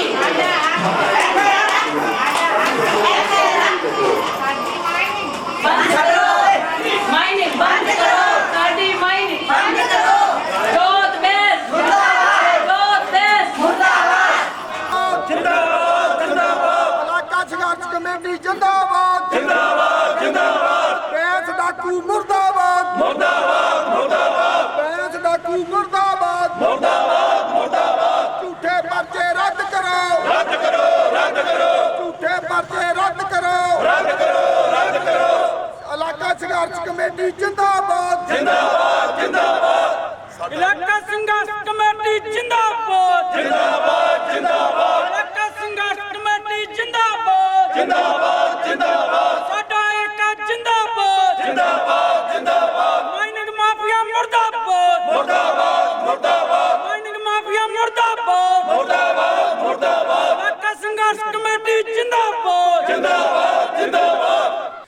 ਇਨਕਲਾਬ ਦਾ ਨਾਮ ਲੈ ਕੇ ਪੰਜਾਬ ਦੇ ਅੰਦਰ ਬਣੀ ਸਰਕਾਰ ਜੋ ਕਿ ਇਨਕਲਾਬ ਦਾ ਅੱਜ ਝੂਠਾ ਪ੍ਰਚਾਰ ਕਰ ਰਹੀ ਹੈ, ਇਹ ਇਨਕਲਾਬ ਨਹੀਂ ਇਨਕਲਾਬ ਵਾਲੇ ਬਣ ਚੁੱਕੇ ਨੇ। ਕਿਉਂਕਿ ਕਾਰਨ ਇਹ ਹੈ ਕਿ ਸਾਡੇ ਇਲਾਕੇ ਦੇ ਮੰਤਰੀ ਜੋ ਹਰਜੋਤ ਬੈਂਸ ਜੀ ਹੈ, ਇਹਨਾਂ ਨੇ ਪੁਰਾਣੇ ਸਮਿਆਂ ਦੇ ਵਿੱਚ ਲੋਕਾਂ ਨਾਲ ਬੜੇ ਵਾਅਦੇ ਕੀਤੇ ਸੀ, ਉਹ ਵਾਅਦੇ ਅੱਜ ਵਫਾ ਨਹੀਂ ਹੋ ਸਕੇ। ਇਹ ਹਰ ਰੋਜ਼ ਅਖਬਾਰਾਂ ਦੇ ਵਿੱਚ ਬੜੇ ਇਸ਼ਤਿਹਾਰ ਦਿੰਦੇ ਨੇ ਔਰ ਇੱਕ ਇਸ਼ਤਿਹਾਰ ਟੀਵੀ ਦੇ ਉੱਤੇ ਚੱਲਦਾ ਹੈ ਕਿ ਪਹਿਲੇ ਇਸਤੇਮਾਲ ਕਰੇ ਫਿਰ ਵਿਸ਼ਵਾਸ ਕਰੇ। ਲੇਕਿਨ ਸਾਡੇ ਇਲਾਕੇ ਦੇ ਲੋਕਾਂ ਨੇ ਪਹਿਲਾਂ ਵਿਸ਼ਵਾਸ ਕੀਤਾ ਤੇ ਫਿਰ ਇਸਤੇਮਾਲ ਕੀਤਾ। ਜਦੋਂ ਇਸਤੇਮਾਲ ਕਰਨ ਦੀ ਵਾਰੀ ਆਈ ਉਸ ਟਾਈਮ ਇਹ ਚਾਈਨਾ ਦਾ ਮਾਲ ਨਿਕਲਿਆ, ਯਾਨੀ ਕਿ ਡੁਪਲੀਕੇਟ ਮਾਲ ਨਿਕਲਿਆ। ਜੋ ਇਹ ਕਹਿੰਦੇ ਸੀ ਕਿ ਅਸੀਂ ਭਗਤ ਸਿੰਘ ਦੇ ਵਾਰਿਸ ਹੈ, ਉਹ ਇਹ ਵਾਰਿਸ ਨਹੀਂ ਨਿਕਲ ਸਕੇ। ਔਰ ਸਾਡੇ ਹਲਕੇ ਦੇ ਵਿੱਚ ਅੱਜ ਪਿੰਡ ਭਲਾਣ ਦੇ ਵਿੱਚ ਇੱਕ ਬੜਾ ਇਕੱਠ ਹੋਇਆ। ਉਹਦਾ ਕਾਰਨ ਹੈ ਕਿ ਸਾਡੇ ਲੋਕਾਂ ਦੀ ਆਵਾਜ਼ ਨੂੰ ਦਬਾਉਣ ਦੇ ਲਈ ਇਹਨਾਂ ਨੇ ਇਲਾਕਾ ਸੰਘਰਸ਼ ਕਮੇਟੀ ਦੇ ਲੋਕਾਂ ਦੇ ਉੱਤੇ ਪਰਚੇ ਦਰਜ ਕਰਵਾ ਦਿੱਤੇ, ਝੂਠੇ ਪਰਚੇ ਦਰਜ ਕਰਵਾ ਦਿੱਤੇ ਤਾਂ ਕਿ ਲੋਕਾਂ ਦੀ ਆਵਾਜ਼ ਨੂੰ ਦਬਾਇਆ ਜਾ ਸਕੇ। ਪਰ ਸਾਡੇ ਸੰਘਰਸ਼ੀ ਲੋਕ ਦਬਣ ਵਾਲੇ ਨਹੀਂ ਹੈ। ਆਨੰਦਪੁਰ ਸਾਹਿਬ ਵਿਧਾਨ ਸਭਾ ਹਲਕੇ ਦੇ ਵਿੱਚ ਪਰਚਿਆਂ ਦੀ ਰਾਜਨੀਤੀ ਕੋਈ ਨਵੀਂ ਰਾਜਨੀਤੀ ਨਹੀਂ ਹੈ, ਪਹਿਲਾਂ ਵੀ ਇਹ ਰਾਜਨੀਤੀ ਹੁੰਦੀ ਰਹੀ ਹੈ। ਔਰ ਆਉਣ ਵਾਲੇ ਸਮੇਂ ਦੇ ਵਿੱਚ ਲੋਕ ਬਹੁਤ ਹੀ ਉਤਸ਼ਾਹ ਦੇ ਨਾਲ ਇਸ ਕੰਮ ਵੱਲ ਤੁਰ ਪਏ ਨੇ ਕਿ ਪੰਜਾਬ ਦੇ ਅੰਦਰ ਔਰ ਰੋਪੜ ਜ਼ਿਲ੍ਹੇ ਦੇ ਅੰਦਰ ਖਾਸ ਕਰ ਪਿੰਡ ਭਲਾਣ ਦੇ ਅੰਦਰ ਮੈਂ ਕਹਿ ਸਕਦਾ ਕਿ ਨਜਾਇਜ਼ ਮਾਈਨਿੰਗ ਨਹੀਂ ਚੱਲੇਗੀ। ਔਰ ਪਿੰਡ ਦੇ ਸਰਪੰਚ ਜੋ ਦੱਸ ਰਹੇ ਸੀ ਕਿ 2.5 ਕਿੱਲਿਆਂ ਤੋਂ ਵੱਧ ਜ਼ਮੀਨ ਪੁੱਟੀ ਜਾ ਸਕੀ ਹੈ, ਜੋ ਕਿ ਕਮ ਸੇ ਕਮ 20-50 ਕਰੋੜ ਦਾ ਮਾਲ ਜਿਹੜਾ ਹੈ ਇੱਥੋਂ ਚੁੱਕ ਗਿਆ ਕਿ ਮਾਈਨਿੰਗ ਮਾਫੀਆ ਹੈ ਉਹਨਾਂ ਕੋਲ ਚਲਾ ਗਿਆ। ਔਰ ਪੰਜਾਬ ਸਰਕਾਰ ਦੇ ਕੈਬਨਿਟ ਮੰਤਰੀ ਹਰਜੋਤ ਬੈਂਸ ਜੀ ਕਿਸੇ ਦੀ ਗੱਲ ਸੁਣਨ ਲਈ ਤਿਆਰ ਨਹੀਂ ਹੈ। ਪਿੱਛੇ ਧਰਨਾ ਲੱਗਿਆ ਤਾਂ ਧਰਨਾਕਾਰੀਆਂ ਨੂੰ ਇਹਨਾਂ ਨੇ ਲੋਟੂ ਕਹਿ ਦਿੱਤਾ। ਜਦੋਂ ਹਿਮਾਚਲ ਦੇ ਵਿੱਚ ਟੀਚਰਾਂ ਨੇ ਇਹਨਾਂ ਦਾ ਘਿਰਾਓ ਕੀਤਾ, ਉੱਥੇ ਇਹਨਾਂ ਦੀ ਮੌਜੂਦਗੀ ਦੇ ਵਿੱਚ ਸਿੱਖਿਆ ਮੰਤਰੀ ਹੋਣ ਦੇ ਬਾਵਜੂਦ ਇਹਨਾਂ ਦੀ ਮੌਜੂਦਗੀ ਦੇ ਵਿੱਚ ਅਰਵਿੰਦ ਕੇਜਰੀਵਾਲ ਜੀ ਨੇ ਉਹਨਾਂ ਨੂੰ ਪਹਾੜੇ ਦੇ ਟੱਟੂ ਕਿਹਾ ਤਾਂ ਇਸ ਮੰਤਰੀ ਨੇ ਤਾੜੀਆਂ ਮਾਰੀਆਂ, ਜੋ ਕਿ ਬਹੁਤ ਹੀ ਸ਼ਰਮਨਾਕ ਗੱਲ ਹੈ ਹਰਜੋਤ ਬੈਂਸ ਜੀ ਵਾਸਤੇ। ਇਹ ਜੇਲ੍ਹ ਮੰਤਰੀ ਹੈ ਪਰ ਉੱਥੇ ਇਹ ਫੇਲ ਮੰਤਰੀ ਹੈ। ਇਸ ਕਰਕੇ ਸਾਰਾ ਗੁੱਸਾ ਜਿਹੜਾ ਇਹ ਸੰਘਰਸ਼ ਕਮੇਟੀ ਦੇ ਉੱਤੇ ਕੱਢ ਰਹੇ ਨੇ ਔਰ ਸਤਲੁਜ ਸਦਨ ਦੇ ਵਿੱਚ ਬੈਠ ਕੇ ਗੁਪਚੁਪ ਮੀਟਿੰਗਾਂ ਕਰਕੇ ਆਪਣੇ ਲੋਕਾਂ ਨੂੰ ਇਕੱਠੇ ਕਰਕੇ ਜੋ ਇਹਨਾਂ ਨੇ ਇੱਕ ਡਰਾਮਾ ਉਲੀਕਿਆ ਕਿ ਇਹਨਾਂ ਨੇ ਨੰਗਲ ਥਾਣੇ ਦਾ ਘਿਰਾਓ ਆਮ ਆਦਮੀ ਪਾਰਟੀ ਦੇ ਵਰਕਰਾਂ ਵੱਲੋਂ ਕਰਾਇਆ। ਜੇਕਰ ਆਮ ਆਦਮੀ ਪਾਰਟੀ ਦੇ ਲੋਕ ਇੰਨੇ ਸੱਚੇ ਹੈ ਤਾਂ ਉਹਨਾਂ ਨੇ ਫੌਜਾ ਸਿੰਘ ਸਰਾਰੀ ਦਾ ਘਿਰਾਓ ਕਿਉਂ ਨਹੀਂ ਕੀਤਾ? ਇੱਕ ਸਵਾਲ ਖੜੇ ਕਰਦਾ ਹੈ। ਔਰ ਮੰਤਰੀ ਸਾਹਿਬ ਦੀ ਕਾਰਗੁਜ਼ਾਰੀ ਇੰਨੀ ਨਲਾਇਕੀ ਵਾਲੀ ਕਾਰਗੁਜ਼ਾਰੀ ਹੈ ਕਿ 7 ਮਹੀਨੇ ਹੋ ਗਏ ਲੋਕ ਕਹਿੰਦੇ ਮੰਤਰੀ ਸਾਹਿਬ ਨਾ ਫੋਨ ਚੁੱਕਦੇ, ਨਾ ਸੁਣਦੇ, ਨਾ ਦਿਖਦੇ ਕਿ ਮੰਤਰੀ ਸਾਹਿਬ ਹੈ ਕਿੱਥੇ ਹੈ। ਔਰ ਆਉਣੇ ਵਾਲੇ ਸਮੇਂ ਦੇ ਵਿੱਚ ਮੰਤਰੀ ਸਾਹਿਬ 85,000 ਵੋਟ ਲੈ ਕੇ ਜਿੱਤੇ ਸੀ ਔਰ ਮੈਨੂੰ ਲੱਗਦਾ ਕਿ ਜੋ ਇਸ ਟਾਈਮ ਹਾਲਾਤ ਹੈ 85 ਲੋਕ ਵੀ ਮੰਤਰੀ ਸਾਹਿਬ ਦੇ ਨਾਲ ਨਹੀਂ ਹੈ। ਔਰ ਆਉਣੇ ਵਾਲੇ ਸਮੇਂ ਦੇ ਵਿੱਚ ਇੱਕ ਬਹੁਤ ਵੱਡਾ ਸੰਘਰਸ਼ ਜਿਹੜਾ ਹੈ ਉਹ ਇੱਥੋਂ ਦੇ ਲੋਕਾਂ ਨੇ ਉਲੀਕਿਆ ਹੈ। ਔਰ ਜੇਕਰ ਇਹ ਪਰਚੇ ਜਿਹੜੇ ਰੱਦ ਨਾ ਹੋਏ ਤਾਂ ਬਹੁਤ ਵੱਡਾ ਸੰਘਰਸ਼ ਹੋਵੇਗਾ। ਜਿਹੜੇ ਪਰਚੇ ਹੈ ਉਹ ਕ੍ਰੈਸ਼ਰਾਂ ਦੇ ਦੇਣੇ ਬਣਦੇ, ਜਿਨ੍ਹਾਂ ਨੇ 50-50 ਫੁੱਟ 100-100 ਫੁੱਟ 200 ਫੁੱਟ ਮਾਈਨਿੰਗ ਕਰਕੇ ਔਰ ਉਸ ਆਡੀਓ ਦੇ ਵਿੱਚ ਉਹਨਾਂ ਨੇ ਮੰਨਿਆ ਹੈ ਕਿ ਅਸੀਂ 50 ਫੁੱਟ ਖੱਡੇ ਖੋਦ ਕੇ ਮਾਈਨਿੰਗ ਕੀਤੀ ਹੈ, ਕਰੋੜਾਂ ਰੁਪਏ ਦੀ ਲੁੱਟ ਹੋਈ ਹੈ। ਪਰ ਮੰਤਰੀ ਸਾਹਿਬ ਉਹਦੇ ਬਾਰੇ ਕੁਝ ਨਹੀਂ ਬੋਲਦੇ। ਮੰਤਰੀ ਸਾਹਿਬ ਨੇ ਕਿਹਾ ਕਿ ਮੀਡੀਆ ਦੇ ਲੋਕ ਵੀ ਰਲੇ ਹੋਏ ਸੀ ਪੁਰਾਣੇ ਸਮੇਂ ਦੇ ਵਿੱਚ। ਮੰਤਰੀ ਸਾਹਿਬ ਤੁਸੀਂ ਨਾਮ ਨਸ਼ਰ ਕਿਉਂ ਨਹੀਂ ਕਰਦੇ ਉਹਨਾਂ ਦੇ? ਉਹ ਸ਼ਾਇਦ ਮੰਤਰੀ ਸਾਹਿਬ ਨੇ ਉਹਨਾਂ ਨੂੰ ਦਬਾਉਣ ਦੇ ਲਈ ਔਰ ਆਨੰਦਪੁਰ ਸਾਹਿਬ ਹਲਕੇ ਦੀ ਆਵਾਜ਼ ਨੂੰ ਦਬਾਉਣ ਦੇ ਲਈ ਇੱਕ ਕਦਮ ਚੁੱਕਿਆ ਕਿ ਪਹਿਲਾਂ ਸੰਘਰਸ਼ ਕਮੇਟੀ ਨੂੰ ਦਬਾਓ, ਉਸ ਤੋਂ ਬਾਅਦ ਲੋਕਾਂ ਨੂੰ ਦਬਾਓ, ਇੱਥੇ ਦੀ ਆਵਾਜ਼ ਦਬਾ ਲਓ। ਪਰ ਉਹਨਾਂ ਨੂੰ ਪਤਾ ਨਹੀਂ ਹੈ ਕਿ ਅਸੀਂ ਸੰਘਰਸ਼ੀ ਲੋਕ ਹੈ। ਮੰਤਰੀ ਸਾਹਿਬ ਤੁਹਾਨੂੰ ਡੈਫਾਮੇਸ਼ਨ ਪਾਉਣ ਦਾ ਬੜਾ ਸ਼ੌਂਕ ਹੈ, ਤੁਸੀਂ ਰਾਣਾ ਕੰਵਰਪਾਲ ਸਿੰਘ ਤੇ ਡੈਫਾਮੇਸ਼ਨ ਪਾਈ ਸੀ, ਪਰ ਜਦੋਂ ਵੀ ਕੋਰਟ ਦੇ ਅੰਦਰ ਅੱਜ ਆਵਾਜ਼ ਵੱਜਦੀ ਹੈ ਤਾਂ ਨਾ ਤਾਂ ਉੱਥੇ ਰਾਣਾ ਕੇਪੀ ਹੁੰਦਾ ਨਾ ਹੀ ਮੰਤਰੀ ਸਾਹਿਬ ਹੁੰਦੇ, ਕਿਉਂਕਿ ਮੈਨੂੰ ਲੱਗਦਾ ਕੋਈ ਨਾ ਕੋਈ ਸੈਟਿੰਗ ਜਿਹੜੀ ਇਹਨਾਂ ਦੀ ਹੋ ਚੁੱਕੀ ਹੈ। ਔਰ ਜੇਕਰ ਡੈਫਾਮੇਸ਼ਨ ਪਾਣੀ ਹੈ ਮੇਰੇ ਉੱਤੇ ਪਾ ਦਿਓ ਡੈਫਾਮੇਸ਼ਨ। ਮੈਂ ਸਿੱਧਾ ਕਹਿੰਦਾ ਹੈ ਕਿ ਜਿਹੜੀ ਇਹ ਲੁੱਟ ਹੋਈ ਹੈ ਕਰੋੜਾਂ ਰੁਪਏ ਦੀ, ਜਿਹੜੀ ਮਾਈਨਿੰਗ ਦੁਆਰਾ ਸਾਡੀ ਸੰਪਦਾ ਕੁਦਰਤੀ ਸੰਪਦਾ ਲੁੱਟੀ ਹੈ, ਉਹ ਸਾਰੀ ਦੀ ਸਾਰੀ ਹਰਜੋਤ ਬੈਂਸ ਕੈਬਨਿਟ ਮੰਤਰੀ ਪੰਜਾਬ ਸਰਕਾਰ ਦੇ ਕਹਿਣ ਦੇ ਉੱਤੇ ਲੁੱਟ ਹੋਈ ਹੈ। ਔਰ ਪੁਲਿਸ ਪ੍ਰਸ਼ਾਸਨ ਦੀ ਮੌਜੂਦਗੀ ਦੇ ਵਿੱਚ ਐਡੀ ਬੜੀ ਲੁੱਟ ਹੋਈ ਹੋਵੇ ਔਰ ਪੁਲਿਸ ਪ੍ਰਸ਼ਾਸਨ ਕੋਈ ਪਰਚਾ ਦਰਜ ਨਾ ਕਰੇ, ਇਹ ਪ੍ਰਸ਼ਾਸਨ ਦੀ ਵੀ ਨਲਾਇਕੀ ਹੈ। ਉਹ ਵੀਡੀਓ ਦੇ ਵਿੱਚ ਕਿਸੇ ਨੇ ਪੈਸੇ ਮੰਗੇ ਨਹੀਂ ਹੈ, ਕੋਈ ਉਹ ਪੈਸੇ ਦੇ ਰਿਹਾ, ਉਹ ਕਹਿੰਦਾ ਮੈਂ ਦੇ ਦਿੱਤੇ ਹੈ। ਔਰ ਉਹ ਬੰਦਾ ਜਿਹੜਾ ਕਹਿ ਰਿਹਾ ਮੈਂ ਟਿੱਕਾ ਸਾਹਿਬ ਸਪੈਸ਼ਲ ਨਾਂ ਲੈ ਰਿਹਾ। ਟਿੱਕਾ ਸਾਹਿਬ ਦੀ ਸ਼ਖਸੀਅਤ ਬਾਰੇ ਤੁਸੀਂ ਜਾਣਦੇ ਹੋਵੋਗੇ, ਸ਼ਾਇਦ ਤੁਸੀਂ ਸਾਰੀ ਉਹਦੀ ਪੁਰਾਣੀ ਸ਼ਖਸੀਅਤ ਵੀ ਜਾਣਦੇ ਹੋਵੋਗੇ। ਇਹ ਮੈਂ ਇਹਨਾਂ ਮੰਤਰੀ ਸਾਹਿਬ ਨੇ ਇਹ ਕਹਿਣਾ ਚਾਹੁੰਦਾ, ਉਹਨੇ 1979 ਦੇ ਵਿੱਚ ਆਪਣੀ 5 ਕਿੱਲੇ ਜ਼ਮੀਨ ਦੇਗਾ 5 ਲੱਖ ਰੁਪਈਆ ਹਸਪੀਟਲ ਦਿੱਤਾ ਸੀ। ਕਿ ਤੁਹਾਨੂੰ ਸ਼ਰਮ ਨਹੀਂ ਆਉਂਦੀ? ਕੋਈ ਡਾਕਟਰ ਹੀ ਭੇਜ ਦਿਓ। ਤੁਸੀਂ ਇਲਜ਼ਾਮ ਉਹਨਾਂ ਦੇ ਕਹਿਣ ਤੇ, ਉਹ ਚੋਰਾਂ ਦੇ ਕਹਿਣ ਤੇ ਤੁਸੀਂ ਇੱਕ ਮਿੰਟ 'ਚ ਪਰਚਾ ਦੇ ਦਿੱਤਾ। ਤੁਸੀਂ ਉਹ ਸ਼ਖਸੀਅਤ ਨੂੰ ਪਹਿਲੇ ਦੇਖੋ ਤੁਸੀਂ। ਔਰ ਜਿਹੜੇ ਬੰਦੇ 6 ਤੇ ਪਰਚਾ ਹੋਇਆ, ਮੈਂ ਤੁਹਾਡੇ ਮੀਡੀਆ ਨਾਲ ਤਾਂ ਦੱਸਣਾ ਚਾਹੁੰਦਾ, ਇਹਦਾ ਕੋਈ ਬੈਕਗਰਾਉਂਡ ਦੇਖੋ, ਕੋਈ ਇਹਨਾਂ ਦੇ ਉੱਤੇ ਇਹਨਾਂ ਦਾ ਕਦੇ ਮੋਟਰਸਾਈਕਲ ਚਲਾਨ ਵੀ ਨਹੀਂ ਹੋਇਆ, ਕੋਈ ਇਹਦੇ 7 ਨਹੀਂ ਹੋਈ। ਔਰ ਜਿਨ੍ਹਾਂ ਦੇ ਕਹਿਣ ਤੇ ਕੀਤਾ ਗਿਆ ਉਹਨਾਂ ਦੇ ਪਰਚੇ ਚੈੱਕ ਕਰੋ ਕਿੰਨੇ ਪਰਚੇ ਹੈ। ਕਿੰਨੀਆਂ ਉਹਨਾਂ ਦੇ ਚੋਰੀ ਇਹ ਜਿਹੜੀ ਮਾਈਨਿੰਗ ਹੋ ਰਹੀ ਆਪ ਉਹਨੇ ਆਰਡੀ ਦੇ ਵਿੱਚ ਮੰਨਿਆ ਕਿ 50 ਫੁੱਟ ਅਸੀਂ ਉਹਨੇ ਆਪ ਮੰਨਿਆ, ਬਾਕੀ ਉਹਦੀ ਜਿਹੜੀ ਨਜਾਇਜ਼ ਉਹ ਥੱਲੇ ਲਾ ਲਓ ਕਿੰਨੀ 100 ਫੁੱਟ ਟੋਏ ਪਾਏ। ਔਰ ਇਹ ਐਡੀ ਬੜੀ ਸ਼ਖਸੀਅਤ ਦੇ ਉੱਤੇ ਜਿਹੜਾ ਇਹਨੇ ਇਲਜ਼ਾਮ ਲਾਇਆ, ਇਹ 6 ਬੰਦਿਆਂ ਦਾ ਮੈਂ ਤਾਂ ਇਹ ਕਹਿੰਦਾ ਸਰਕਾਰ ਨੂੰ ਇਹਦੀ ਜਿਹੜੀ ਜਾਂਚ ਹੈ ਇਹ ਜਾਂ ਕਿਸੇ ਸਿਟਿੰਗ ਜੱਜ ਤੋਂ ਕਰਾਈ ਜਾਵੇ ਜਾਂ CBI ਤੋਂ ਕਰਾਈ ਜਾਵੇ। ਇਹਨਾਂ 6 ਕੀ ਪੂਰੇ ਇਲਾਕਾ ਸੰਘਰਸ਼ ਕਮੇਟੀ ਦੇ ਵਿੱਚ ਇਕੱਲੇ 6 ਬੰਦੇ ਨਹੀਂ ਸੀਗੇ ਜੀ, ਮੇਰੇ ਫਾਦਰ ਸਾਹਿਬ ਵੀ ਸੀਗੇ, ਘੱਟੋ ਘੱਟ 500-700 ਬੰਦਾ ਆਇਆ, ਰਜਿਸਟਰਡ ਸਾਡੇ ਕੋਲ, ਉਹ ਰਜਿਸਟਰ ਦੇ ਉੱਤੇ ਸਾਈਨ ਹੈ, ਉਹਨਾਂ ਦੇ ਸਾਰਿਆਂ ਦੇ ਅਕਾਊਂਟ ਪਲੱਸ ਉਹਨਾਂ ਦੀਆਂ ਜੋ ਨਹੀਂ 5 ਸਾਲ ਦੇ ਵਿੱਚ 2 ਸਾਲ 2.5 ਸਾਲ ਦੇ ਵਿੱਚ ਜਿੰਨਾ ਉਹਨਾਂ ਦਾ ਜੋ ਨਹੀਂ ਖਰੀਦਿਆ ਜੋ ਵੇਚਿਆ ਪੂਰੀ ਡਿਟੇਲ ਲਈ ਜਾਵੇ। ਔਰ ਇਹਨਾਂ ਦੀ ਕ੍ਰੈਸ਼ਰਾਂ ਦੀ ਵੀ ਲਈ ਜਾਵੇ ਵੀ ਜਿੱਦਣ ਹੀ ਨਹੀਂ ਆ ਕੇ ਦੂਜੇ ਪਿੰਡਾਂ ਤੋਂ ਆਏ ਸੀ ਉਦੋਂ ਇਹਨਾਂ ਕੋਲ ਕਿਆ ਸੀਗਾ, ਅੱਜ ਇਹਨਾਂ ਕੋਲ ਕਿਆ ਹੈ 5 ਸਾਲਾਂ ਦੇ ਵਿੱਚ। ਮੈਂ ਤਾਂ ਗੁਜਰਾਤ ਵਾਲੇ ਲੋਕਾਂ ਨੂੰ ਵੀ ਤੁਹਾਡੇ ਮੀਡੀਆ ਸਾਹਮਣੇ ਤੁਹਾਡੇ ਮੀਡੀਆ ਰਾਹੀਂ ਗੁਜਰਾਤ ਦੇ ਹਪੀਰਾਂ ਨੂੰ ਵੀ ਹੱਥ ਜੋੜ ਕੇ ਬੇਨਤੀ ਕਰਦਾ ਕਿ ਮਿੱਤਰੋ ਕਾਲੇ ਚੋਰ ਨੂੰ ਵੋਟਾਂ ਪਾ ਦਿਓ, ਪਰ ਇਹਨਾਂ ਤੋਂ ਬਚ ਕੇ ਰਹੋ। ਇਨੀ ਸਾਡਾ ਹਾਲਾਤ ਦੇਖ ਲਓ, ਉਦੋਂ ਸਾਡੇ ਇੱਕ ਮੁੰਡੇ ਦਾ ਸਿਰ ਪਾੜਿਆ, ਉਹਦੀ ਹੁਣ ਤੱਕ ਕਿਸੇ ਪੁਲਿਸ ਪ੍ਰਸ਼ਾਸਨ ਨੇ ਜਾ ਕੇ ਉਹਦੇ ਬਿਆਨ ਤੱਕ ਨਹੀਂ ਲਏ, ਕਿਹਨੂੰ ਦਾ ਡੰਡਾ ਮਾਰਿਆ, ਕਿਆ ਹੋਇਆ, ਦੇਖੋ ਕਿੰਨਾ ਨੇਰ ਪੈ ਗਿਆ। ਇਹ 70 ਸਾਲ ਦਾ ਮੈਂ ਤਾਂ ਬਦਲਾਅ ਹੀ ਸਮਝ ਰਿਹਾ ਕੀ ਬਦਲਾਅ ਹੋ ਰਿਹਾ ਹੈ। ਇੱਥੋਂ ਤੱਕ ਕਿ ਪ੍ਰੋਫੈਸਰ ਪ੍ਰੇਮ ਸਿੰਘ ਚੰਦੂਮਾਜਰਾ ਨੇ ਖੁਦ ਇਸ ਜਗ੍ਹਾ ਤੇ ਜਿਨ੍ਹਾਂ ਨੇ ਨਜਾਇਜ਼ ਮਾਈਨਿੰਗ ਹੋ ਰਹੀ ਸੀ ਜਦੋਂ ਸਰਕਾਰ ਵੱਲੋਂ ਦੌਰਾ ਕੀਤਾ ਸੀਗਾ, ਜਦੋਂ ਅੱਜ ਅਸੀਂ ਉਹਨਾਂ ਨੂੰ ਪੁੱਛਿਆ ਕਿ ਇਹ ਕੀ ਮਾਮਲਾ ਬਣ ਗਿਆ ਕਿ ਉਹਨਾਂ ਲੋਕਾਂ ਦੇ ਉੱਤੇ ਹੀ ਪਰਚੇ ਦਰਜ ਹੋ ਗਏ ਹੈ ਜਿਨ੍ਹਾਂ ਨੇ ਵਿਸਲ ਬਲੋਅਰ ਕੀਤੀ ਸੀ, ਜਿਨ੍ਹਾਂ ਨੇ ਪ੍ਰਸ਼ਾਸਨ ਨੂੰ ਜਗਾਉਣਾ ਚਾਹਿਆ ਸੀ, ਤਾਂ ਉਹਨਾਂ ਨੇ ਕੀ ਕਿਹਾ ਕਿ ਅਕਾਲੀ ਦਲ ਵੀ ਪੂਰੀ ਤਰ੍ਹਾਂ ਉਹਨਾਂ ਲੋਕਾਂ ਦੇ ਪਿੱਛੇ ਆ ਔਰ ਇਹ ਜਿਹੜਾ ਨਜਾਇਜ਼ ਪਰਚਾ ਹੈ ਇਸ ਨੂੰ ਰੱਦ ਕੀਤਾ ਜਾਵੇ। ਮਾਈਨਿੰਗ ਹੋ ਰਹੀ ਹੈ, ਨਜਾਇਜ਼ ਮਾਈਨਿੰਗ ਮਤਲਬ ਇਹਦਾ ਹੱਦੇ ਟੱਪ ਗਈ, ਸਾਰੇ ਪੰਜਾਬ 'ਚ ਹੋ ਰਹੀ ਹੈ, ਪਰ ਜੋ ਮੰਤਰੀ ਸਾਹਿਬ ਨੇ ਉਹਨਾਂ ਦੇ ਆਪਣੇ ਹਲਕੇ ਤਾਂ ਮੇਰੇ ਹਾਲ ਸਭ ਤੋਂ ਵੱਧ ਹੋ ਰਹੀ ਆ। 50-50 ਫੁੱਟ ਡੂੰਘੇ ਟੋਏ ਪੜਤੇ। ਅਫਸੋਸ ਇਸ ਗੱਲ ਦਾ ਵੀ ਜਿਹੜੇ ਬੰਦੇ ਰੋਕਦੇ ਨੇ, ਜਿਹੜੇ ਬੰਦੇ ਕਾਨੂੰਨ ਦੇ ਉਲੰਘਣਾ ਕਰਨ ਵਾਲੇ ਦੇ ਵਿਰੁੱਧ ਬੋਲਦੇ ਨੇ, ਮਤਲਬ ਪ੍ਰਸ਼ਾਸਨ ਉਹਨਾਂ ਦੇ ਵਿਰੁੱਧ ਐਕਸ਼ਨ ਲੈ ਰਿਹਾ, ਯਾਨੀ ਉਲਟਾ ਚੋਰ ਕਤਵਾਲ ਕੋ ਡਾਂਟਣ ਵਾਲੀ ਗੱਲ ਆ। ਅੱਜ ਪੰਜਾਬ ਵਿੱਚ ਇਹ ਹਾਲਤ ਹੋਈ ਵੀ ਆ, ਜਿਵੇਂ ਕਹਿੰਦੇ ਚੱਲ ਰਾਣੀ ਤੇਰਾ ਰੱਬ ਰਾਖਾ, ਪੰਜਾਬ ਦਾ ਤਾਂ ਹਾਲਤ ਆ। ਜਿਨ੍ਹਾਂ ਨੇ ਸੰਘਰਸ਼ ਕਮੇਟੀ ਵਾਲੇ ਲੋਕ ਜਿਹੜੇ ਗੈਰ ਕਾਨੂੰਨੀ ਮਾਈਨਿੰਗ ਨੂੰ ਰੋਕ ਰਹੇ ਸੀ, ਉਹਨਾਂ ਦੇ ਵਿਰੁੱਧ ਜਿਹੜੇ ਕੇਸ ਬਣੇ ਆ ਉਹ ਸਰਾਸਰ ਗਲਤ ਨੇ। ਪ੍ਰਸ਼ਾਸਨ ਨੂੰ ਅਸੀਂ ਅਪੀਲ ਕਰਦੇ ਹਾਂ ਕਿ ਉਹ ਕੇਸ ਵਾਪਸ ਲਏ ਜਾਣ ਔਰ ਇਹਦੀ ਜਾਂਚ ਹੋਵੇ, ਔਰ ਜਿਹੜੇ ਇਹ ਇੱਕ ਪਲਾਨਡ ਤਰੀਕੇ ਨਾਲ, ਯੋਜਨਾਬੱਧ ਤਰੀਕੇ ਨਾਲ ਇਹ ਕੇਸ ਦਰਜ ਕੀਤੇ ਗਏ ਨੇ ਔਰ ਕਿਉਂ ਹੋਏ ਨੇ, ਇਹਨਾਂ ਦੀ ਸਾਰੀ ਜਾਂਚ ਹੋਣੀ ਚਾਹੀਦੀ ਆ। ਅਸੀਂ ਹਾਈ ਕੋਰਟ ਦਾ ਕੁੰਡਾ ਵੀ ਖੜਕਾਵਾਂਗੇ। ਸੰਘਰਸ਼ ਕਮੇਟੀ ਵੱਲੋਂ ਜਿਹੜਾ ਵੀ ਪ੍ਰੋਗਰਾਮ ਹੋਏਗਾ ਸ਼੍ਰੋਮਣੀ ਅਕਾਲੀ ਦਲ ਉਹਦਾ ਪੂਰਾ ਸਹਿਯੋਗ ਦੇਗਾ। ਇਸ ਨਜਾਇਜ਼ ਪਰਚੇ ਦੇ ਖਿਲਾਫ ਹੁਣ ਲੋਕ ਲਾਮਬੰਦ ਹੋ ਰਹੇ ਹੈ।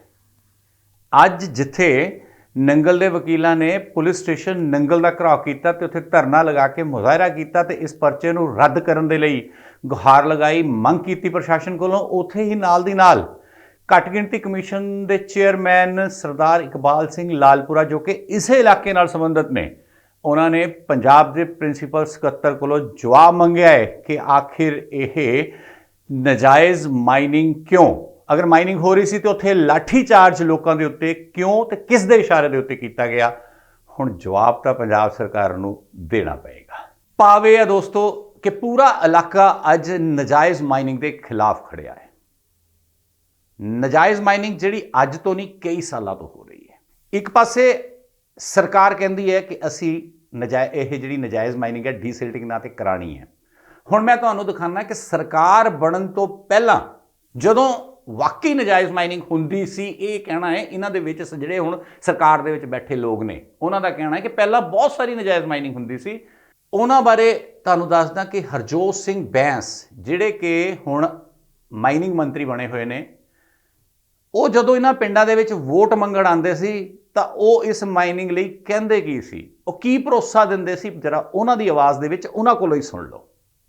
ਤੁਹਾਡੇ ਪੁੱਤ ਦਾ, ਤੁਹਾਡੇ ਭਾਈ ਦਾ ਵਾਅਦਾ, ਜੇ ਪਿੰਡ ਵਾਲੇ ਕਹਿਣਗੇ ਕਿ ਮਾਈਨਿੰਗ ਨਹੀਂ ਹੋਣੀ ਚਾਹੀਦੀ ਤਾਂ ਹਰਜੋਤ ਬੈਂਸ ਬਤੌਰ ਐਮਐਲਏ ਤੁਹਾਡੇ ਨਾਲ ਖੜਾ ਹੋਊਗਾ, ਮਾਈਨਿੰਗ ਨਹੀਂ ਹੋਊਗੀ। ਸੁਣਿਆ ਤੁਸੀਂ? ਮੈਂ ਇਲਾਕੇ ਦਾ ਪੁੱਤ ਹਾਂ, ਮੈਂ ਤੁਹਾਡਾ ਭਰਾ ਹਾਂ, ਤੁਸੀਂ ਮੈਨੂੰ ਵੋਟ ਪਾ ਕੇ ਜਿਤਾਓ, ਫਿਰ ਮੈਂ 1 ਫੁੱਟ ਵੀ ਮਾਈਨਿੰਗ ਇਸ ਹਲਕੇ ਵਿੱਚ ਨਹੀਂ ਹੋਣ ਦੇਵਾਂਗਾ। ਜੇ ਕਿਤੇ ਸਾਡੀ ਸਰਕਾਰ ਆਉਣ ਤੋਂ ਬਾਅਦ ਨਜਾਇਜ਼ ਮਾਈਨਿੰਗ ਹੁੰਦੀ ਤਾਂ ਮੈਂ ਖੁਦ ਉਸ ਧਰਨੇ ਦੇ ਵਿੱਚ ਆ ਕੇ ਬੈਠਾਂਗਾ ਜਿਹੜਾ ਧਰਨਾ ਤੁਸੀਂ ਉਸ ਨਜਾਇਜ਼ ਮਾਈਨਿੰਗ ਦੇ ਵਿਰੁੱਧ ਲਗਾਓਗੇ। ਇਹ ਕਹਿਣਾ ਸੀ ਉਹਨਾਂ ਦਾ। ਅੱਜ ਉਹ ਪ੍ਰਦਰਸ਼ਨਕਾਰੀਆਂ ਦੇ ਉੱਤੇ ਲਾਠੀਚਾਰਜ ਕਰਾ ਰਹੇ ਆ। ਅੱਜ ਉਹ ਪ੍ਰਦਰਸ਼ਨਕਾਰੀਆਂ ਨੂੰ ਕਹਿ ਰਹੇ ਆ ਵੀ ਇਹ ਲੋਕ ਤਾਂ ਪੈਸੇ ਲੈਂਦੇ ਆ। ਇਹ ਉਹ ਮਹਿਕਮਾ ਸੀਗਾ ਜਿੱਥੇ 100% ਲੁੱਟ ਕਸੁੱਟ, ਜਿਹੜਾ ਮਰਜ਼ੀ ਜਿੱਤਿਆ ਹੋਵੇ ਮਹੀਨੇ ਲਏ ਜਾਂਦੇ ਸੀ ਤੇ ਵਿਦ ਡਿਊ ਰਿਗਾਰਡ, ਮਾਫ ਕਰਿਓ ਜੀ, ਯਾਨੀ ਤੁਸੀਂ ਹੋ ਸਕਦਾ ਇਹਦਾ ਗੁੱਸਾ ਵੀ ਕਰੋ, ਪਰ ਮੈਂ ਸਾਰਿਆਂ ਨੂੰ ਨਹੀਂ ਕਹਿੰਦਾ। ਕੁਝ ਪੱਤਰਕਾਰ ਵੀ ਇਨਵੋਲਵ ਸੀ, ਸਰਪੰਚ ਵੀ ਇਨਵੋਲਵ ਸੀ, ਪੁਲਿਸ ਵੀ ਇਨਵੋਲਵ ਸੀ, ਹਾਰੇ ਐਮਐਲਏ, ਜਿੱਤੇ ਐਮਐਲਏ, ਮੰਤਰੀ, ਸਪੀਕਰ, ਮੁੱਖ ਸਾਰਾ, ਯਾਨੀ ਧੁਰ ਤੋਂ ਲੈ ਕੇ ਉੱਤੋਂ। ਸੁਣ ਲਿਆ ਹੋਣਾ ਤੁਸੀਂ ਉਹਨਾਂ ਦੇ ਬਾਈਟ ਦੇ ਵਿੱਚ ਕੀ ਕਿਹਾ। ਤੁਹਾਨੂੰ ਮੈਂ ਹੋਰ ਵੀ ਦਿਖਾਣਾ ਇਸ ਤਰ੍ਹਾਂ ਦੀਆਂ ਵੀ ਉਹਨਾਂ ਦੀ ਕਥਨੀ ਕਰਨੀ 'ਚ ਕਿੰਨਾ ਫਰਕ ਪੈ ਗਿਆ। ਅੱਜ ਉਹ ਇੱਕ ਪਾਸੇ ਇਸ ਜਗ੍ਹਾ ਦੇ ਉੱਤੇ ਜਿੱਥੇ ਕਹਿ ਕੇ ਗਏ ਸੀ ਕਿ ਮੈਂ ਨਜਾਇਜ਼ ਮਾਈਨਿੰਗ ਨਹੀਂ ਹੋਣ ਦੇਣੀ, ਉੱਥੇ ਖੁਦ ਪ੍ਰਸ਼ਾਸਨ ਕੋਲੋਂ ਨਜਾਇਜ਼ ਮਾਈਨਿੰਗ ਕਰਵਾ ਰਹੇ ਹੈ।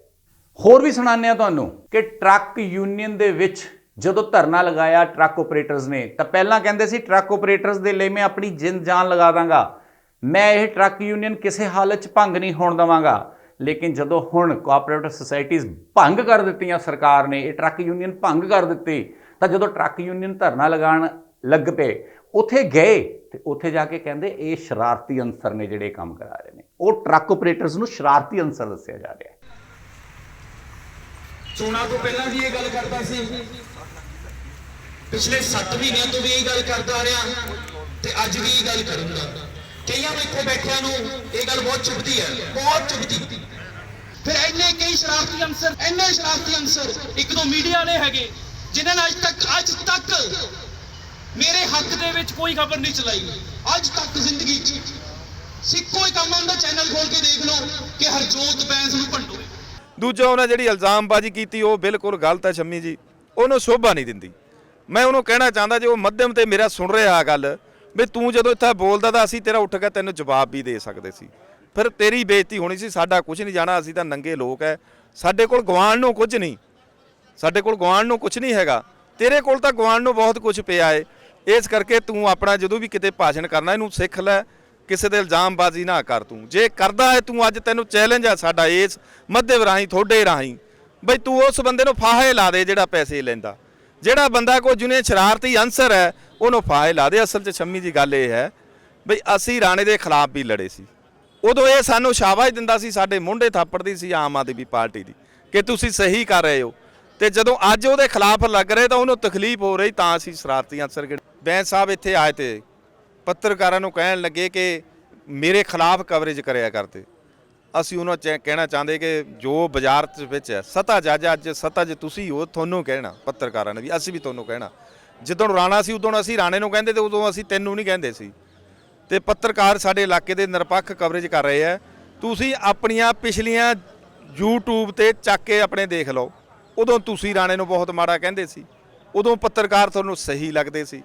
ਅੱਜ ਜਦੋਂ ਤੁਹਾਨੂੰ ਕਹਿਣ ਲੱਗੇ, ਤੁਹਾਡੇ ਤੇ ਉਂਗਲ ਉੱਠਣ ਲੱਗੀ, ਤੇ ਅੱਜ ਤੁਹਾਨੂੰ ਪੱਤਰਕਾਰ ਮਾੜੇ ਕਰਨ ਲੱਗੇ। ਇਸ ਕਰਕੇ ਧਿਆਨ ਨਾਲ ਜਿਹੜੀ ਗੱਲ ਹੈ ਉਹ ਕਰਿਆ ਕਰੋ।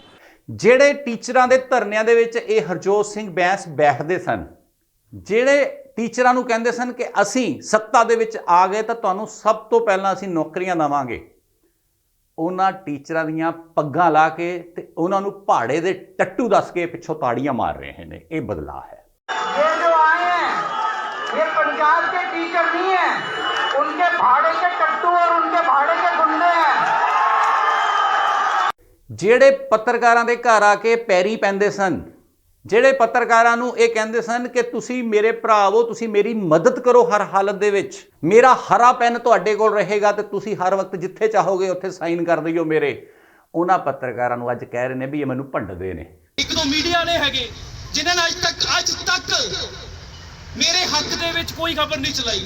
ਅੱਜ ਤੱਕ ਜ਼ਿੰਦਗੀ 'ਚ ਸਿੱਕੋ ਹੀ ਕੰਮ ਹੁੰਦਾ, ਚੈਨਲ ਖੋਲ ਕੇ ਦੇਖ ਲਓ ਕਿ ਹਰਜੋਤ ਬੈਂਸ ਨੂੰ ਭੰਡੋ। ਇਹ ਬਦਲਾਅ ਹੈ।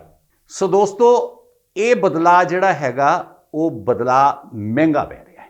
ਉਹ ਬਦਲਾਅ ਅੱਜ ਇਹਨਾਂ ਦੇ ਸੱਤਾ ਸਿਰ ਚੜ੍ਹ ਕੇ ਬੋਲ ਰਹੀ ਹੈ 7 ਮਹੀਨੇ ਦੇ ਵਿੱਚ। ਇਹ ਲੋਕ ਕਹਿੰਦੇ ਨੇ, ਅਸੀਂ ਲੋਕਾਂ ਦੀ ਬਾਈਟ ਤੁਹਾਨੂੰ ਸੁਣਾਈ, ਤੁਸੀਂ ਦੇਖਿਆ ਕੀ ਕਿਹਾ।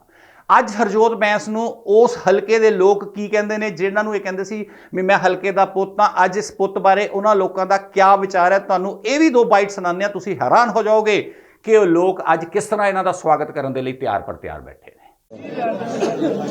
ਇਹ ਜਿੰਨੇ ਵੀ ਕੇਜਰੀਵਾਲ ਨੇ ਝਾੜੂ ਇਕੱਠੇ ਕੀਤੇ ਨੇ, ਉਹ ਜਿਹੜੇ ਟੁੱਟੇ ਹੋਏ ਆ ਸਾਰੇ ਝਾੜੂ ਜਿਹੜੇ ਆ ਉਹ ਪੈਣੇ ਚਾਹੀਦੇ ਅੱਧੇ ਕੇਜਰੀਵਾਲ ਦਾ, ਅੱਧੇ ਪੈਣੇ ਚਾਹੀਦੇ ਭਗਵੰਤ ਮਾਨ ਦਾ। ਬਾਕੀ ਜਿਹੜੇ ਝਾੜੂ ਜਿਹੜਾ ਹਰਜੋਤ ਬੈਂਸ ਹੈ, ਇਹਨੂੰ ਜੁੱਤੀਆਂ ਦੀ ਮਾਲਾ ਪਵਾ ਕੇ ਇੱਥੋਂ ਕਦੇ ਇੱਧਰ ਸਾਡੇ ਇਲਾਕੇ 'ਚ ਆ ਜਾਂਦਾ, ਇਹਨੂੰ ਮਾਲਾ ਪੂਰੀ ਪਵਾ ਕੇ ਇੱਥੋਂ ਭੇਜਾਂਗੇ ਜੁੱਤੀਆਂ ਦੀ।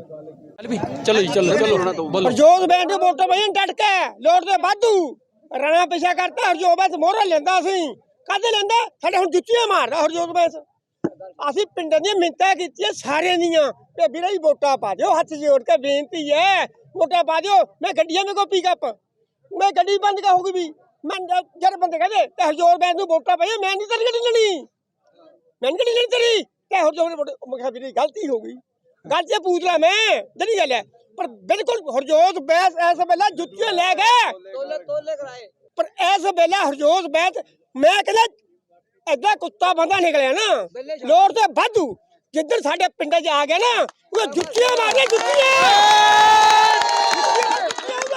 ਹੁਣ ਦੋਸਤੋ ਮੈਂ ਤੁਹਾਨੂੰ ਦੱਸਣਾ ਚਾਹਾਂਗਾ ਕਿ ਆਖਿਰ ਇਸ ਨਜਾਇਜ਼ ਮਾਈਨਿੰਗ ਦਾ ਅਸਲ ਮੁਜਰਮ ਕੌਣ ਹੈ। ਇਸ ਦੇ ਵਿੱਚ ਕੋਈ ਸ਼ੱਕ ਨਹੀਂ ਕਿ 15 ਸਾਲ ਤੋਂ 15 ਨਹੀਂ ਉਸ ਤੋਂ ਜ਼ਿਆਦਾ ਸਾਲਾਂ ਤੋਂ ਵੀ ਕਹਿ ਸਕਦਾ ਲੇਕਿਨ 15 ਸਾਲ ਤਾਂ ਮੈਨੂੰ ਹੋ ਗਿਆ ਨਜਾਇਜ਼ ਮਾਈਨਿੰਗ ਦੀਆਂ ਵਿਸਲ ਬਲੋਇੰਗ ਕਰਦੇ ਨੂੰ ਕਿ ਸਾਡਾ ਇਲਾਕਾ ਖਤਮ ਕਰ ਦਿੱਤਾ। ਤੁਹਾਨੂੰ ਪਹਿਲਾਂ ਕੁਝ ਸ਼ਾਰਟਸ ਦਿਖਾਉਂਦੇ ਆ ਜਿਹੜੇ ਸਵਾਂ ਨਦੀ ਦੇ ਹੈ ਫਿਰ ਤੁਹਾਨੂੰ ਦਿਖਾਉਂਦੇ ਆ ਜਿਹੜੇ ਸਤਲੁਜ ਦਰਿਆ ਦੇ ਨੇ ਕਿ ਇਹਨਾਂ ਨੇ ਕੀ ਹਾਲ ਕਰ ਦਿੱਤਾ ਸੀ ਉਸ ਸਵਾਂ ਨਦੀ ਦਾ ਤੇ ਉਸ ਸਤਲੁਜ ਦਾ। ਆ ਦੇਖੋ ਪਹਿਲੇ ਸਵਾਂ ਨਦੀ ਦਾ ਹਾਲ।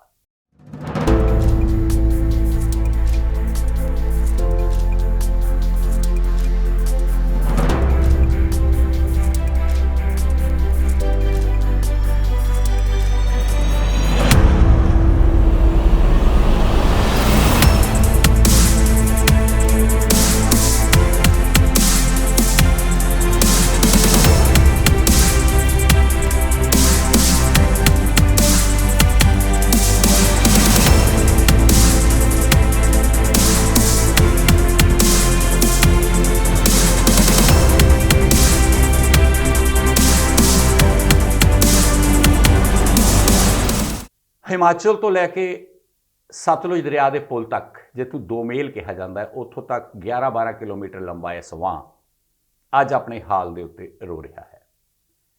ਹਿਮਾਚਲ ਦੇ ਵਿੱਚ ਚੈਨਲਾਈਜ਼ ਹੋਣ ਤੋਂ ਬਾਅਦ ਹਾਲਾਂਕਿ ਇਸ ਦਰਿਆ ਦੇ ਵਿੱਚ ਕਦੀ ਹੜ੍ਹ ਨਹੀਂ ਆਇਆ ਲੇਕਿਨ ਇਸ ਦੇ ਵਿੱਚ ਸੰਪਦਾ ਇੰਨੀ ਸੀ ਕਿ ਜਦੋਂ ਦਾ ਨਜਾਇਜ਼ ਮਾਈਨਿੰਗ ਕਰਨ ਵਾਲਿਆਂ ਨੂੰ ਪਤਾ ਲੱਗਿਆ ਉਹਨਾਂ ਨੇ ਇਸ ਨੂੰ ਪੱਟਣਾ ਸ਼ੁਰੂ ਕਰ ਦਿੱਤਾ।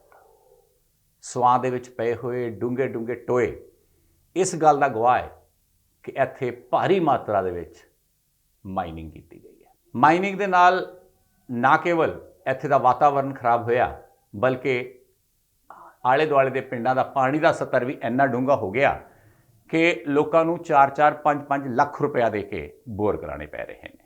ਸਰਕਾਰ ਦੇ ਵਿਰੁੱਧ ਹਰ ਵਕਤ ਇੱਥੋਂ ਦੇ ਜਾਗਦੀਆਂ ਜ਼ਮੀਰਾਂ ਵਾਲੇ ਲੋਕ ਵਿਸਲ ਬਲੋ ਕਰਦੇ ਨੇ। ਇਲਾਕਾ ਸੰਘਰਸ਼ ਕਮੇਟੀ ਪ੍ਰਦਰਸ਼ਨ ਕਰਦੀ ਹੈ ਜਿਨ੍ਹਾਂ ਦੇ ਕਹਿਣ ਦੇ ਉੱਤੇ ਕਈ ਵਾਰ ਇਹ ਮਾਈਨਿੰਗ ਬੰਦ ਹੁੰਦੀ ਹੈ ਲੇਕਿਨ ਚੋਰੀ ਛੁਪੇ ਇਹ ਹਮੇਸ਼ਾ ਮਾਈਨਿੰਗ ਜਾਰੀ ਰਹੀ।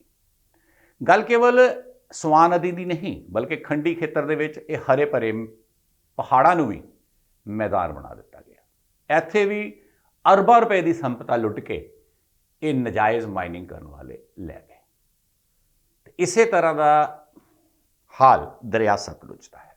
ਇਹ ਦਰਿਆ ਸਤਲੁਜ ਹੈ ਜਿੱਥੇ ਬੇਲਾ ਧਿਆਨੀ ਤੋਂ ਲੈ ਕੇ ਤੁਸੀਂ ਦੇਖ ਸਕਦੇ ਹੋ ਕਿ ਚੰਦਪੁਰ ਬੇਲੇ ਤੱਕ ਸਤਲੁਜ ਦਰਿਆ ਦਾ ਪਹਾੜ ਹੀ ਪਾ ਦਿੱਤਾ ਹੈ।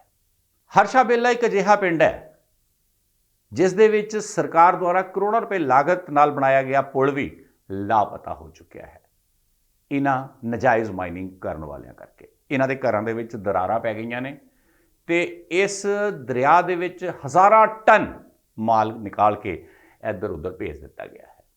ਇਹ ਨਜਾਇਜ਼ ਮਾਈਨਿੰਗ ਕਰਨ ਵਾਲਿਆਂ ਨੇ ਗਰਾ ਪਿੰਡ ਨੂੰ ਦੇਖੋ ਕੀ ਹਾਲ ਕਰ ਦਿੱਤਾ ਕਿ ਗਰੇ ਦੇ ਵਿੱਚ 100 ਫੁੱਟ ਡੂੰਘੇ ਟੋਏ ਪਾ ਕੇ ਪਾਣੀ ਦੀਆਂ ਮੋਟਰਾਂ ਲਗਾ ਕੇ ਪਾਣੀ ਕੱਢਣ ਦੀ ਕੋਸ਼ਿਸ਼ ਕਰਕੇ ਫਿਰ ਦੁਬਾਰਾ ਮਸ਼ੀਨਾਂ ਚਲਾ ਕੇ ਮਾਈਨਿੰਗ ਕੀਤੀ ਗਈ ਹੈ ਜਿੱਥੇ ਲਗਾਤਾਰ ਕਈ ਸਾਲਾਂ ਤੋਂ ਮਾਈਨਿੰਗ ਕੀਤੀ ਜਾ ਰਹੀ ਹੈ ਤੇ ਗਰੇ ਪਿੰਡ ਦਾ ਵਜੂਦ ਖਤਮ ਕਰਨ ਦੇ ਕਿਨਾਰੇ ਤੇ ਆ ਗਏ ਨੇ। ਜਿੱਥੇ ਸਿਰਫ 2 ਜਾਂ 4 ਜਾਂ 10 ਕ੍ਰੈਸ਼ਰ ਹੁੰਦੇ ਸਨ ਅੱਜ ਉੱਥੇ ਸੈਂਕੜਿਆਂ ਦੀ ਤਾਦਾਦ ਦੇ ਵਿੱਚ ਕ੍ਰੈਸ਼ਰ ਇੰਡਸਟਰੀ ਪ੍ਰਫੁੱਲਿਤ ਹੋ ਰਹੀ ਹੈ।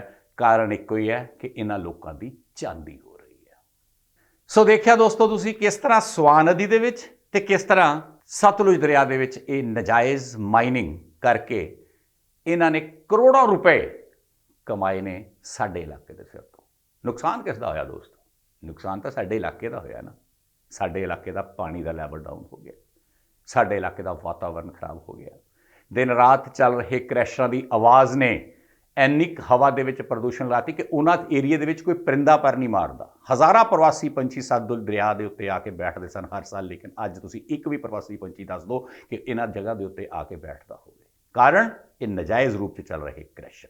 ਆਖਿਰ ਇਸ ਨਜਾਇਜ਼ ਮਾਈਨਿੰਗ ਦਾ ਜ਼ਿੰਮੇਵਾਰ ਕੌਣ? ਪੂਰੀ ਕਹਾਣੀ ਸੁਣਿਓ। ਸਰਕਾਰ ਨੂੰ ਪਤਾ ਲੱਗਾ ਵੀ ਇੱਥੇ ਸੰਪਦਾ ਬਹੁਤ ਹੈ, ਉਸਨੇ ਇੱਕ ਠੇਕੇਦਾਰ ਲਿਆਂਦਾ। ਸਰਕਾਰ ਸੀ ਅਕਾਲੀ ਭਾਜਪਾ ਦੀ। ਠੇਕੇਦਾਰ ਨੂੰ ਪੰਜਾਬ ਦੀਆਂ ਖੱਡਾਂ ਦਾ ਠੇਕਾ ਦੇ ਦਿੱਤਾ ਗਿਆ। ਅਕਾਲੀ ਭਾਜਪਾ ਸਰਕਾਰ ਤੋਂ ਬਾਅਦ ਕਾਂਗਰਸ ਸਰਕਾਰ ਬਣੀ। ਕਾਂਗਰਸ ਸਰਕਾਰ ਨੇ ਵੀ ਰਕੇਸ਼ ਚੌਧਰੀ ਨਾਮਕ ਜੰਮੂ ਕਸ਼ਮੀਰ ਦੇ ਵਿਅਕਤੀ ਨੂੰ ਇਹ 340 ਕਰੋੜ ਦੇ ਕਰੀਬ ਪੰਜਾਬ ਦੀਆਂ ਖੱਡਾਂ ਦਾ ਠੇਕਾ ਦੇ ਦਿੱਤਾ। ਉਸ ਠੇਕੇਦਾਰ ਨੇ ਕੀ ਕੀਤਾ ਕਿ ਉਸਨੇ ਸਬਲੈਟ ਕਰ ਦਿੱਤਾ। ਜਿਹੜੀਆਂ ਸਰਕਾਰ ਵੱਲੋਂ ਮਾਈਨਿੰਗ ਦੇ ਲਈ ਸਾਈਟਸ ਅਲਾਟ ਕੀਤੀਆਂ ਗਈਆਂ ਸਨ, ਉਹ ਸਾਈਟਸ ਉਸਨੇ ਇਹਨਾਂ ਕ੍ਰੈਸ਼ਰ ਵਾਲਿਆਂ ਨੂੰ ਦੇ ਦਿੱਤੀਆਂ। ਇਹਨਾਂ ਕ੍ਰੈਸ਼ਰ ਵਾਲਿਆਂ ਨੇ ਕੀ ਕੀਤਾ, ਉਹ ਜਿਹੜੀ ਸਰਕਾਰੀ ਸਾਈਟ ਸੀ ਉਸ ਦੇ ਆਲੇ ਦੁਆਲੇ ਜਿੰਨੀਆਂ ਵੀ ਜ਼ਮੀਨਾਂ ਸਨ, ਉਹ ਉਥੋਂ ਦੇ ਕਿਸਾਨਾਂ ਕੋਲੋਂ ਜਾਂ ਜਿਸ ਦੇ ਨਾਂ ਤੇ ਉਹ ਜ਼ਮੀਨ ਸੀ ਉਸ ਦੇ ਕੋਲੋਂ ਉਹ ਜ਼ਮੀਨਾਂ ਠੇਕੇ ਤੇ ਲੈ ਲਈਆਂ। ਔਰ ਤੁਸੀਂ ਹੈਰਾਨ ਹੋਵੋਗੇ ਕਿ 15 ਲੱਖ ਰੁਪਏ ਤੋਂ ਲੈ ਕੇ 25 ਲੱਖ ਰੁਪਏ ਏਕੜ ਤੱਕ ਉਹ ਜ਼ਮੀਨਾਂ ਜਿਹੜੀਆਂ ਦਰਿਆ ਵਿੱਚ ਸਨ ਜਾਂ ਦਰਿਆਵਾਂ ਦੇ ਕੰਢਿਆਂ ਤੇ ਸਨ, ਉਹ ਠੇਕੇ ਦੇ ਉੱਤੇ ਇਹਨਾਂ ਕ੍ਰੈਸ਼ਰ ਮਾਲਕਾਂ ਨੇ ਲੈ ਲਈਆਂ, ਜਿਹੜੇ ਅੱਜ ਕਹਿੰਦੇ ਨੇ ਕਿ ਅਸੀਂ ਤਾਂ 2-2 ਕਰੋੜ ਰੁਪਏ ਲੋਨ ਲੈ ਕੇ ਜਿਹੜੇ ਕ੍ਰੈਸ਼ਰ ਚਲਾ ਰਹੇ ਹਾਂ। ਇਹਨਾਂ ਨੇ ਉਹ ਠੇਕੇ ਤੇ ਲੈ ਕੇ, ਤੇ ਜਿਹੜੇ ਰਕੇਸ਼ ਚੌਧਰੀ ਸਨ, ਨਾ ਉਹਨਾਂ ਕੋਲ ਕੋਈ ਮਸ਼ੀਨ ਹੋ ਸਕਦੀ ਹੈ ਮੇਰੇ ਹਿਸਾਬ ਨਾਲ, ਨਾ ਹੀ ਕੋਈ ਟਿੱਪਰ ਹੋਊਗਾ, ਉਹਨਾਂ ਨੇ ਇਹਨਾਂ ਲੋਕਾਂ ਨੂੰ ਠੇਕਾ ਦੇ ਦਿੱਤਾ। ਉਸੇ ਤਰ੍ਹਾਂ ਹੀ ਜਿਸ ਤਰ੍ਹਾਂ ਸ਼ਰਾਬ ਦਾ ਠੇਕੇਦਾਰ ਸ਼ਰਾਬ ਦਾ ਠੇਕਾ ਤਾਂ ਲੈ ਲੈਂਦਾ, ਲੇਕਿਨ ਹਰੇਕ ਸ਼ਰਾਬ ਦੇ ਠੇਕੇ ਤੇ ਆਪ ਨਹੀਂ ਬਹਿੰਦਾ, ਉਸਨੇ ਕਰਿੰਦੇ ਰੱਖੇ ਹੁੰਦੇ ਨੇ। ਇਸੇ ਤਰ੍ਹਾਂ ਇਹ ਜਿਹੜੇ ਕ੍ਰੈਸ਼ਰ ਮਾਲਕ ਸੀ, ਇਹ ਰਕੇਸ਼ ਚੌਧਰੀ ਦੇ ਕਰਿੰਦੇ ਬਣ ਕੇ ਕੰਮ ਕਰਦੇ ਰਹੇ। ਇਹ ਕਰਦੇ ਸੀ, ਸਾਰੇ ਦਾ ਸਾਰਾ ਮਾਲ ਪੱਟ ਲੈਂਦੇ ਸੀ। ਸਰਕਾਰੀ ਜਗ੍ਹਾ ਤੇ ਉਹ ਤਾਂ ਪੱਟਣਾ ਹੀ ਪੱਟਣਾ ਸੀ। ਉਸ ਤੋਂ ਬਾਅਦ ਜਿਹੜੀਆਂ ਇਹਨਾਂ ਨੇ ਆਪ ਜ਼ਮੀਨਾਂ ਲਈਆਂ ਹੁੰਦੀਆਂ ਸਨ, ਉਹ ਜ਼ਮੀਨਾਂ ਤੋਂ ਮਾਲ ਪੱਟ ਲੈਂਦੇ ਸਨ। ਤੇ ਉਹ ਮਾਲ ਸਰਕਾਰ ਕਹਿੰਦੀ ਸੀ 10 ਫੁੱਟ ਤੱਕ ਪੱਟਿਆ ਜਾਏਗਾ, ਲੇਕਿਨ ਅਸੀਂ ਤੁਹਾਨੂੰ ਇਹ ਤਸਵੀਰਾਂ ਦਿਖਾਈਆਂ ਨੇ ਕਿ 100-100 ਫੁੱਟ ਤੱਕ ਇਹਨਾਂ ਨੇ ਉਹ ਮਾਲ ਪੱਟ ਲਿਆ। 100-100 ਫੁੱਟ ਤੱਕ ਦੇ ਡੂੰਘੇ ਟੋਏ ਪਾ ਦਿੱਤੇ ਇਹਨਾਂ ਲੋਕਾਂ ਨੇ। ਤੇ ਫਿਰ ਜਦੋਂ ਇਹਨਾਂ ਦੇ ਵਿਰੁੱਧ ਕੋਈ ਆਵਾਜ਼ ਉਠਾਉਂਦਾ ਸੀ ਤਾਂ ਇਹ ਧਮਕੀਆਂ ਤੱਕ ਦੇਣ ਨੂੰ ਆ ਸਕਦੇ ਸਨ, ਕਿਉਂਕਿ ਗੁੰਡਾ ਪਰਚੀ ਇਕੱਠੀ ਕਰਨ ਲਈ ਗੁੰਡੇ ਰੱਖੇ ਹੁੰਦੇ ਸਨ ਇਹਨਾਂ ਨੇ। ਕੌਣ ਨਹੀਂ ਜਾਣਦਾ ਕਿ ਅਮਰਜੀਤ ਸਿੰਘ ਸੰਦੋਆ ਜਦੋਂ ਇਹਨਾਂ ਦੇ ਵਿਰੁੱਧ ਇੱਥੇ ਗਿਆ ਸੀਗਾ, ਲੋਕ ਤਾਂ ਕਹਿੰਦੇ ਉਹ ਵੀ ਪੈਸੇ ਲੈਣ ਗਏ ਸੀਗੇ, ਉਹਨਾਂ ਦੀ ਮਾਰ ਕਟਾਈ ਤੱਕ ਕੀਤੀ ਸੀ। ਉਸ ਵਕਤ ਦੇ ਐਮਐਲਏ ਸਨ ਰੂਪਨਗਰ ਦੇ। ਕੌਣ ਨਹੀਂ ਜਾਣਦਾ ਕਿ ਆਮ ਆਦਮੀ ਪਾਰਟੀ ਦਾ ਅੱਜ ਦਾ ਇੱਕ ਵਿਧਾਇਕ ਆਰਟੀਆਈ ਪਾ ਕੇ ਇਹਨਾਂ ਕੋਲੋਂ ਮਹੀਨਾ ਲੈਂਦਾ ਰਿਹਾ। ਇਹ ਕਹਿੰਦੇ ਨੇ ਇੱਥੋਂ ਅਰਬਾਂ ਖਰਬਾਂ ਰੁਪਏ ਅਗਰ ਕਿਸੇ ਨੇ ਇਕੱਠੇ ਕੀਤੇ ਆ ਦੋਸਤੋ, ਤਾਂ ਉਹ ਸਿਰਫ ਤੇ ਸਿਰਫ ਇੱਕ ਵਿਅਕਤੀ ਹੈ। ਉਹ ਵਿਅਕਤੀ ਹੈ ਇਸ ਕ੍ਰੈਸ਼ਰ ਦੇ ਮਾਲਕ। ਰਕੇਸ਼ ਚੌਧਰੀ ਨੂੰ ਗ੍ਰਿਫਤਾਰ ਕਰ ਲਿਆ ਗਿਆ ਹੈ। ਕਹਿੰਦੇ ਨੇ ਰਕੇਸ਼ ਚੌਧਰੀ ਕੋਲ ਇੱਕ ਅਜਿਹੀ ਡਾਇਰੀ ਹੈ ਜਿਸ ਦੇ ਵਿੱਚ ਹਰੇਕ ਵਿਅਕਤੀ ਦਾ ਨਾਂ ਹੈ ਵੀ ਉਸਨੇ ਕਿੰਨੇ ਪੈਸੇ ਇਸ ਨਜਾਇਜ਼ ਮਾਈਨਿੰਗ ਕਰਨ ਦੇ ਲੋਕਾਂ ਨੂੰ ਦਿੱਤੇ ਹੈ, ਚਾਹੇ ਉਹ ਪੁਲਿਸ ਦਾ ਅਧਿਕਾਰੀ ਹੈ, ਚਾਹੇ ਉਹ ਸੰਤਰੀ ਹੈ, ਤੇ ਚਾਹੇ ਉਹ ਮੰਤਰੀ ਹੈ। ਕਿਸ ਕਿਸ ਨੂੰ ਉਸਨੇ ਇਨੋਵਾ ਗੱਡੀਆਂ ਦਿੱਤੀਆਂ ਨੇ, ਇਹ ਪੂਰਾ ਲਿਖਿਆ ਹੋਇਆ ਬਾਇਓਡਾਟਾ ਉਸ ਦੇ ਵਿੱਚ। ਪੁਲਿਸ ਦੀ ਗ੍ਰਿਫਤ ਦੇ ਵਿੱਚ ਹੈ। ਉਹ ਡੈਰੀ ਨੂੰ ਕਰੋ, ਉਹ ਡੈਰੀ ਫੜੋ, ਉਹਦੇ ਕੋਲੋਂ ਪਤਾ ਲੱਗ ਜਾਏਗਾ ਵੀ ਕਿੰਨੇ ਲੋਕਾਂ ਨੇ ਕਿੰਨੇ ਪੈਸੇ ਲਏ ਆ। ਇਹ ਕ੍ਰੈਸ਼ਰ ਵਾਲੇ ਜਿਹੜੇ ਚਿਹਰੇ ਤੁਹਾਨੂੰ ਦਿਖਾ ਰਹੇ ਆ, ਧਿਆਨ ਨਾਲ ਦੇਖ ਲਓ ਇਹ ਕ੍ਰੈਸ਼ਰ ਵਾਲਿਆਂ ਦੇ ਚਿਹਰੇ। ਇਹ ਉਹ ਕ੍ਰੈਸ਼ਰ ਵਾਲੇ ਨੇ ਜਿਨ੍ਹਾਂ ਨੇ ਸਾਡੇ ਇਲਾਕੇ ਦਾ ਘਾਣ ਕੀਤਾ ਹੈ, ਜਿਨ੍ਹਾਂ ਨੇ ਸਾਡਾ ਇਲਾਕਾ ਲੁੱਟਿਆ ਹੈ। ਅਗਰ ਇਹਨਾਂ ਨੂੰ ਗ੍ਰਿਫਤਾਰ ਕੀਤਾ ਜਾਵੇ, ਇਹਨਾਂ ਦੇ ਕ੍ਰੈਸ਼ਰਾਂ ਨੂੰ ਸੀਲ ਕਰ ਦਿੱਤਾ ਜਾਵੇ, ਤਾਂ ਬਹੁਤ ਕੁਝ ਰਾਜ਼ ਜਿਹੜੇ ਆ ਸਾਹਮਣੇ ਆ ਸਕਦੇ ਨੇ। ਇਹਨਾਂ ਵਿੱਚੋਂ ਬਹੁਤ ਸਾਰੇ ਲੋਕ, ਅਗਰ ਵਿਜੀਲੈਂਸ ਇਹਨਾਂ ਦੀ ਇਨਕੁਆਇਰੀ ਕਰੇ, ਤਾਂ ਇਹੋ ਜਿਹੇ ਲੋਕ ਵੀ ਸਾਹਮਣੇ ਆਣਗੇ ਜਿਨ੍ਹਾਂ ਕੋਲ 10-15 ਸਾਲ ਪਹਿਲਾਂ ਤੱਕ ਇੱਕ ਟੁੱਟਾ ਸਕੂਟਰ ਹੁੰਦਾ ਸੀ ਤੇ ਅੱਜ 10-10 ਟਿੱਪਰਾਂ ਦੇ ਮਾਲਕ ਨੇ, 2-2 ਕ੍ਰੈਸ਼ਰਾਂ ਦੇ ਮਾਲਕ ਨੇ, ਅੱਜ ਫਾਰਚੂਨਰਾਂ ਤੇ ਘੁੰਮ ਰਹੇ ਨੇ। ਅਜਿਹੇ ਬਹੁਤ ਸਾਰੇ ਤੱਥ ਆਣਗੇ ਜਦੋਂ ਇਹਨਾਂ ਕ੍ਰੈਸ਼ਰ ਮਾਲਕਾਂ ਨੂੰ ਫੜ ਕੇ, ਇਹਨਾਂ ਨੂੰ ਅਰੈਸਟ ਕਰਕੇ, ਇਹਨਾਂ ਕੋਲੋਂ ਈਡੀ ਜਾਂ ਇਹਨਾਂ ਕੋਲੋਂ ਵਿਜੀਲੈਂਸ ਇਨਕੁਆਇਰੀ ਕੀਤੀ ਜਾਵੇ, ਤਾਂ ਬਹੁਤ ਭੇਦ ਸਾਹਮਣੇ ਆਣਗੇ। ਦੋਸਤੋ, ਇਸ ਹਮਾਮ ਦੇ ਵਿੱਚ ਸਾਰੇ ਨੰਗੇ ਨੇ। ਅੱਜ ਤੁਸੀਂ ਕੇਵਲ ਤੇ ਕੇਵਲ 6 ਸੰਘਰਸ਼ ਕਮੇਟੀ ਦੇ ਮੈਂਬਰਾਂ ਨੂੰ ਫੜ ਕੇ ਇਹ ਨਹੀਂ ਸਿੱਧ ਕਰ ਸਕਦੇ ਕਿ ਇਹ ਲੈਂਦੇ ਸੀਗੇ। ਤੁਸੀਂ ਪੈਸੇ ਦਿੰਦੇ ਸੀ। ਕਿਉਂ ਦਿੰਦੇ ਸੀ? ਕਿਉਂਕਿ ਤੁਸੀਂ ਕਰੋੜਾਂ ਰੁਪਏ ਨਜਾਇਜ਼ ਕਮਾਏ ਹੋਏ ਸੀਗੇ। ਅਗਰ ਤੁਸੀਂ ਦਿੰਦੇ ਸੀ, ਅਗਰ ਇਹ ਦੋਸ਼ ਸਿੱਧ ਕਰਦੇ ਹੋ ਵੀ ਹਾਂ ਅਸੀਂ ਪੈਸੇ ਦਿੱਤੇ ਹੈ।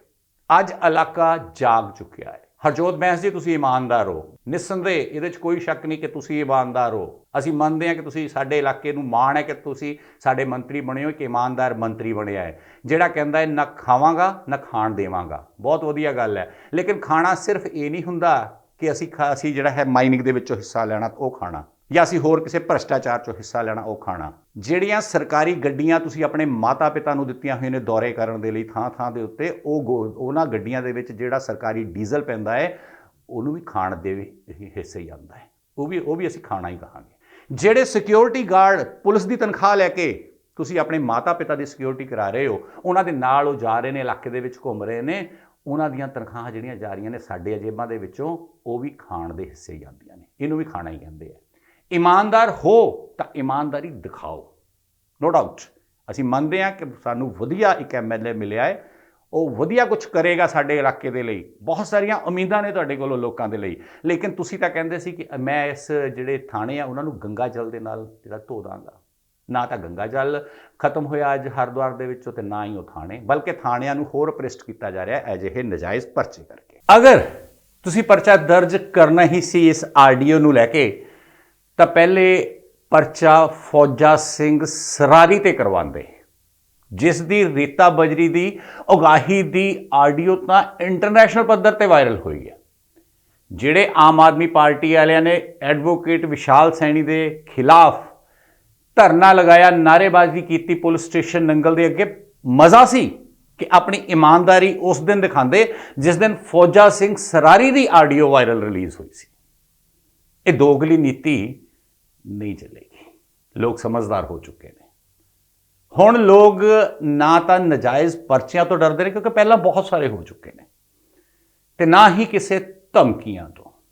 ਲੋਕ ਜਾਗਰੂਕ ਹੋ ਚੁੱਕੇ ਨੇ ਤੇ ਉਹ ਡਟ ਕੇ ਮੁਕਾਬਲਾ ਕਰਨਗੇ ਨਜਾਇਜ਼ ਮਾਈਨਿੰਗ ਕਰਨ ਵਾਲਿਆਂ ਦਾ ਵੀ, ਤੇ ਜਿਹੜੇ ਨਜਾਇਜ਼ ਮਾਈਨਿੰਗ ਨੂੰ ਸ਼ਹਿ ਦਿੰਦੇ ਨੇ ਉਹਨਾਂ ਦਾ ਵੀ। ਦੋਸਤੋ, ਸਾਡੀ ਇਹ ਪੇਸ਼ਕਸ਼ ਸੀ ਕਿ ਨਜਾਇਜ਼ ਮਾਈਨਿੰਗ ਦਾ ਅਸਲੀ ਜ਼ਿੰਮੇਵਾਰ ਕੌਣ। ਅਸੀਂ ਕੋਸ਼ਿਸ਼ ਕੀਤੀ ਸਾਰੇ ਪਹਿਲੂ ਤੁਹਾਡੇ ਅੱਗੇ ਰੱਖਣ ਦੀ। ਮਾਨਯੋਗ ਹਰਜੋਤ ਸਿੰਘ ਬੈਂਸ ਖਨਨ ਮੰਤਰੀ ਨੇ ਮੰਨਿਆ ਹੈਗਾ ਕਿ ਪਿਛਲੀ ਸਰਕਾਰਾਂ ਦੇ ਵਿੱਚ ਸੰਤਰੀ ਤੋਂ ਲੈ ਕੇ ਮੰਤਰੀ ਤੱਕ ਹਰੇਕ ਬੰਦਾ ਰਿਸ਼ਵਤ ਲੈਂਦਾ ਰਿਹਾ ਹੈ। ਮਾਈਨਿੰਗ ਵਿਭਾਗ ਹੋਵੇ, ਪੁਲਿਸ ਵਿਭਾਗ ਹੋਵੇ, ਉਹਨਾਂ ਨੇ ਦੋਸ਼ ਲਗਾਇਆ ਕਿ ਹਰੇਕ ਨੇ ਇਸ ਵਹਿੰਦੀ ਹੋਈ ਗੰਗਾ ਦੇ ਵਿੱਚ ਆਪਣੇ ਹੱਥ ਧੋਤੇ ਨੇ, ਪੈਸੇ ਕਮਾਏ ਨੇ। ਪੱਤਰਕਾਰਾਂ ਤੱਕ ਨੂੰ ਨਹੀਂ ਬਖਸ਼ਿਆ ਜਾ ਰਿਹਾ ਕਿ ਪੱਤਰਕਾਰਾਂ ਨੇ ਵੀ ਇਸ ਦੇ ਵਿੱਚੋਂ ਬਹੁਤ ਸਾਰੇ ਪੈਸੇ ਕਮਾਏ ਨੇ। ਤਾਂ ਦੋਸਤੋ, ਸਾਡੀ ਵੀ ਤਾਂ ਇਹੀ ਮੰਗ ਹੈ ਕਿ ਇਹਨਾਂ ਲੋਕਾਂ ਨੂੰ ਪੈਸੇ ਦੇਣ ਵਾਲਾ ਆਖਿਰ ਕੌਣ ਸੀ, ਕਿਉਂ ਦਿੱਤੇ ਜਾਂਦੇ ਸਨ ਪੈਸੇ। ਅਗਰ ਸੰਤਰੀ ਤੋਂ ਲੈ ਕੇ ਮੰਤਰੀ ਤੱਕ ਪੈਸੇ ਲੈਂਦੇ ਸਨ, ਅਗਰ ਪੁਲਿਸ ਵਿਭਾਗ ਕਰਪਟ ਸੀਗਾ, ਅਗਰ ਮਾਈਨਿੰਗ ਵਿਭਾਗ ਕਰਪਟ ਸੀਗਾ, ਅਗਰ ਪੱਤਰਕਾਰ ਕਰਪਟ ਸੀਗੇ, ਤਾਂ ਇਹਨਾਂ ਨੂੰ ਪੈਸਾ ਦਿੰਦਾ ਕੌਣ ਸੀ। ਇਹਨਾਂ ਨੂੰ ਪੈਸਾ ਦੇਣ ਵਾਲੇ ਸਨ ਇਹ ਨਜਾਇਜ਼ ਮਾਈਨਿੰਗ ਕਰਨ ਵਾਲੇ, ਇਹ ਕ੍ਰੈਸ਼ਰਾਂ ਦੇ ਮਾਲਕ। ਸਾਰੇ ਕ੍ਰੈਸ਼ਰਾਂ ਦੇ ਮਾਲਕ ਨਹੀਂ ਮੈਂ ਕਹਿ ਰਿਹਾ, ਬਹੁਤ ਸਾਰੇ ਕ੍ਰੈਸ਼ਰਾਂ ਦੇ ਮਾਲਕ ਜੇ ਹੋਣਗੇ ਜਿਹੜੇ ਕਿ ਇਹ ਸਾਰੇ ਖਨਨ ਦਾ ਸਮਾਨ ਰੇਤਾ ਬਜਰੀ ਬਾਹਰੋਂ ਮੰਗਾ ਕੇ ਉਹਨਾਂ ਨੂੰ ਕ੍ਰਸ਼ ਕਰਦੇ ਨੇ। ਲੇਕਿਨ ਜ਼ਿਆਦਾਤਰ ਕ੍ਰੈਸ਼ਰਾਂ ਦੇ ਮਾਲਕਾਂ ਨੇ ਕੀਤਾ ਕੀ ਹੋਇਆ ਸੀਗਾ, ਇੱਕ ਪੁਆਇੰਟ ਲੈ ਕੇ ਰਾਕੇਸ਼ ਚੌਧਰੀ ਤੋਂ ਸਰਕਾਰੀ ਪੁਆਇੰਟ ਜਿਹੜਾ ਅਲਾਟ ਕੀਤਾ ਜਾਂਦਾ ਸੀ, ਉਸ ਦੇ ਆਲੇ ਦੁਆਲੇ ਹਜ਼ਾਰਾਂ ਲੱਖਾਂ ਟਨ ਜਿਹੜਾ ਹੈ ਉਹ ਮਾਲ ਦਾ ਖੁਦਾਈ ਕਰਕੇ ਲੋਕਾਂ ਦੇ ਵਿੱਚ ਵੇਚਿਆ ਹੈ। ਕਿਉਂਕਿ ਉਹ ਆਪ ਨਜਾਇਜ਼ ਮਾਈਨਿੰਗ ਕਰਦੇ ਸਨ। ਉਹ ਮੰਨ ਵੀ ਰਹੇ ਆ ਕਿ ਅਸੀਂ 50-50 ਫੁੱਟ ਦੇ ਟੋਏ ਪਾਏ ਆ, ਤੇ ਲੇਕਿਨ ਅਸੀਂ ਦਿਖਾਇਆ ਕਿ 100-100 ਫੁੱਟ ਤੱਕ ਦੇ ਵੀ ਟੋਏ ਜਿਹੜੇ ਹੈ ਉਹ ਪਾਏ ਗਏ ਸੀਗੇ। ਉਹ ਮੰਨ ਰਹੇ ਨੇ, ਫਿਰ ਇਹਨਾਂ ਵਿਰੁੱਧ ਪਰਚਾ ਕਿਉਂ ਨਹੀਂ ਦਾਖਲ ਕੀਤਾ ਜਾ ਰਿਹਾ। ਅੱਜ ਇਹ ਸ਼ਰੇਆਮ ਪ੍ਰੈਸ ਕਾਨਫਰੰਸਾਂ ਕਰ ਰਹੇ ਨੇ, ਘੁੰਮ ਰਹੇ ਨੇ, ਕਿਉਂ ਨਹੀਂ ਇਹਨਾਂ ਦੇ ਕ੍ਰੈਸ਼ਰਾਂ ਨੂੰ ਸੀਜ਼ ਕੀਤਾ ਜਾਂਦਾ। ਕਿਉਂਕਿ ਕ੍ਰੈਸ਼ਰ ਮਾਲਕ ਤਾਂ ਉਹੀ ਨੇ ਜੇ ਸਰਕਾਰ ਬਦਲ ਗਈ ਹੈ। ਇਹੀ ਕ੍ਰੈਸ਼ਰ ਮਾਲਕ ਇਹਨਾਂ ਲੋਕਾਂ ਨੂੰ ਪੈਸੇ ਦਿੰਦੇ ਸਨ। ਅਗਰ ਸਰਕਾਰ ਜਾਣਦੀ ਹੈ, ਮੰਤਰੀ ਸਾਹਿਬ ਜਾਣਦੇ ਹੈ ਵੀ ਇਹ ਪੈਸੇ ਸੰਤਰੀ ਤੋਂ ਮੰਤਰੀ ਤੱਕ ਲੈਂਦੇ ਰਹੇ ਨੇ ਔਰ ਦੇਣ ਵਾਲੇ ਉਹਨਾਂ ਦੇ ਸਾਹਮਣੇ ਬੈਠ ਕੇ ਪ੍ਰੈਸ ਕਾਨਫਰੰਸਾਂ ਕਰ ਰਹੇ ਨੇ, ਫਿਰ ਇਹਨਾਂ ਨੂੰ ਗ੍ਰਿਫਤਾਰ ਕਿਉਂ ਨਹੀਂ ਕੀਤਾ ਜਾਂਦਾ। ਦੋਸਤੋ, ਚੋਰ ਨੂੰ ਨਾ ਮਾਰੋ, ਚੋਰ ਦੀ ਮਾਂ ਨੂੰ ਮਾਰੋ। ਔਰ ਚੋਰ ਦੀ ਮਾਂ ਕ੍ਰੈਸ਼ਰਾਂ ਦੇ ਮਾਲਕ ਨੇ ਜਿਹੜੇ ਨਜਾਇਜ਼ ਮਾਈਨਿੰਗ ਕਰਦੇ ਰਹੇ ਨੇ। ਸਰਕਾਰ ਜਿੰਨੀ ਜਲਦੀ ਹੋ ਸਕਦੀ ਹੈ ਇਹਨਾਂ ਨੂੰ ਗ੍ਰਿਫਤਾਰ ਕਰੇ। ਇਹਨਾਂ ਕੋਲੋਂ ਪੁੱਛੇ ਕਿਹੜੇ-ਕਿਹੜੇ ਪੱਤਰਕਾਰਾਂ ਨੂੰ, ਕਿਹੜੇ-ਕਿਹੜੇ ਪੁਲਿਸ ਵਾਲਿਆਂ ਨੂੰ, ਕਿਹੜੇ-ਕਿਹੜੇ ਮਾਈਨਿੰਗ ਵਾਲਿਆਂ ਨੂੰ ਤੇ ਕਿਹੜੇ-ਕਿਹੜੇ ਮੰਤਰੀ ਸੰਤਰੀ ਨੂੰ ਪੈਸੇ ਦਿੰਦੇ ਰਹੇ ਨੇ, ਤਾਂ ਕਿ ਸਾਡੇ ਇਲਾਕੇ ਨੂੰ ਲੁੱਟਣ ਵਾਲਿਆਂ ਦੇ ਜਿੱਥੇ ਚਿਹਰੇ ਸਾਹਮਣੇ ਆ ਸਕਣ, ਉੱਥੇ ਇਹਨਾਂ ਨਜਾਇਜ਼ ਮਾਈਨਿੰਗ ਕਰਨ ਵਾਲਿਆਂ ਨੂੰ ਵੀ ਬੇਨਕਾਬ ਕੀਤਾ ਜਾ ਸਕੇ। ਅੱਜ ਇੰਨਾ ਹੀ। ਫਿਲਹਾਲ ਆਪਣੇ ਦੋਸਤ ਤੇ ਹੋਸਟ ਸ਼ਮੀ ਡਾਵਰਾ ਨੂੰ ਦਿਓ ਇਜਾਜ਼ਤ। ਇਹੋ ਜਿਹੀ ਹਰੇਕ ਖਬਰ ਤੁਹਾਡੇ ਰੂਬਰੂ ਲੈ ਕੇ ਹਾਜ਼ਰ ਹੁੰਦੇ ਰਹਾਂਗੇ। ਤੁਸੀਂ ਕੇਵਲ ਤੇ ਕੇਵਲ ਸਾਡੇ SDTV ਪ੍ਰਾਈਮ ਨੂੰ ਸਬਸਕ੍ਰਾਈਬ ਕਰ ਦਿਓ। ਸਬਸਕ੍ਰਾਈਬ ਕਰਨ ਤੋਂ ਬਾਅਦ ਬੈਲ ਆਈਕਨ ਜ਼ਰੂਰ ਦਬਾ ਦੇਣਾ ਤਾਂ ਕਿ ਸਾਡੇ ਪ੍ਰੋਗਰਾਮ ਇਸੇ ਤਰ੍ਹਾਂ ਜੁੜੇ ਰਹਿ ਸਕਣ, ਕਿਉਂਕਿ ਸੱਚ ਨੂੰ ਦਿਖਾਉਣ ਦੇ ਲਈ ਕੁਛ ਤਾਂ ਕੀਮਤ ਚੁਕਾਣੀ ਹੀ ਪਏਗੀ। ਉਹ ਕੀਮਤ ਚੁਕਾਉਣ ਦੇ ਲਈ ਵੀ ਅਸੀਂ ਹਰ ਟਾਈਮ ਹਾਜ਼ਰ ਬੈਠੇ ਹਾਂ, ਕਿਉਂਕਿ ਅਸੀਂ ਜਾਣਦੇ ਹਾਂ ਕਿ ਤੁਸੀਂ ਸਾਡੇ ਨਾਲ ਹੈਗੇ ਹੋ। ਫਿਲਹਾਲ ਇੰਨਾ ਹੀ। ਬਹੁਤ ਬਹੁਤ ਧੰਨਵਾਦ।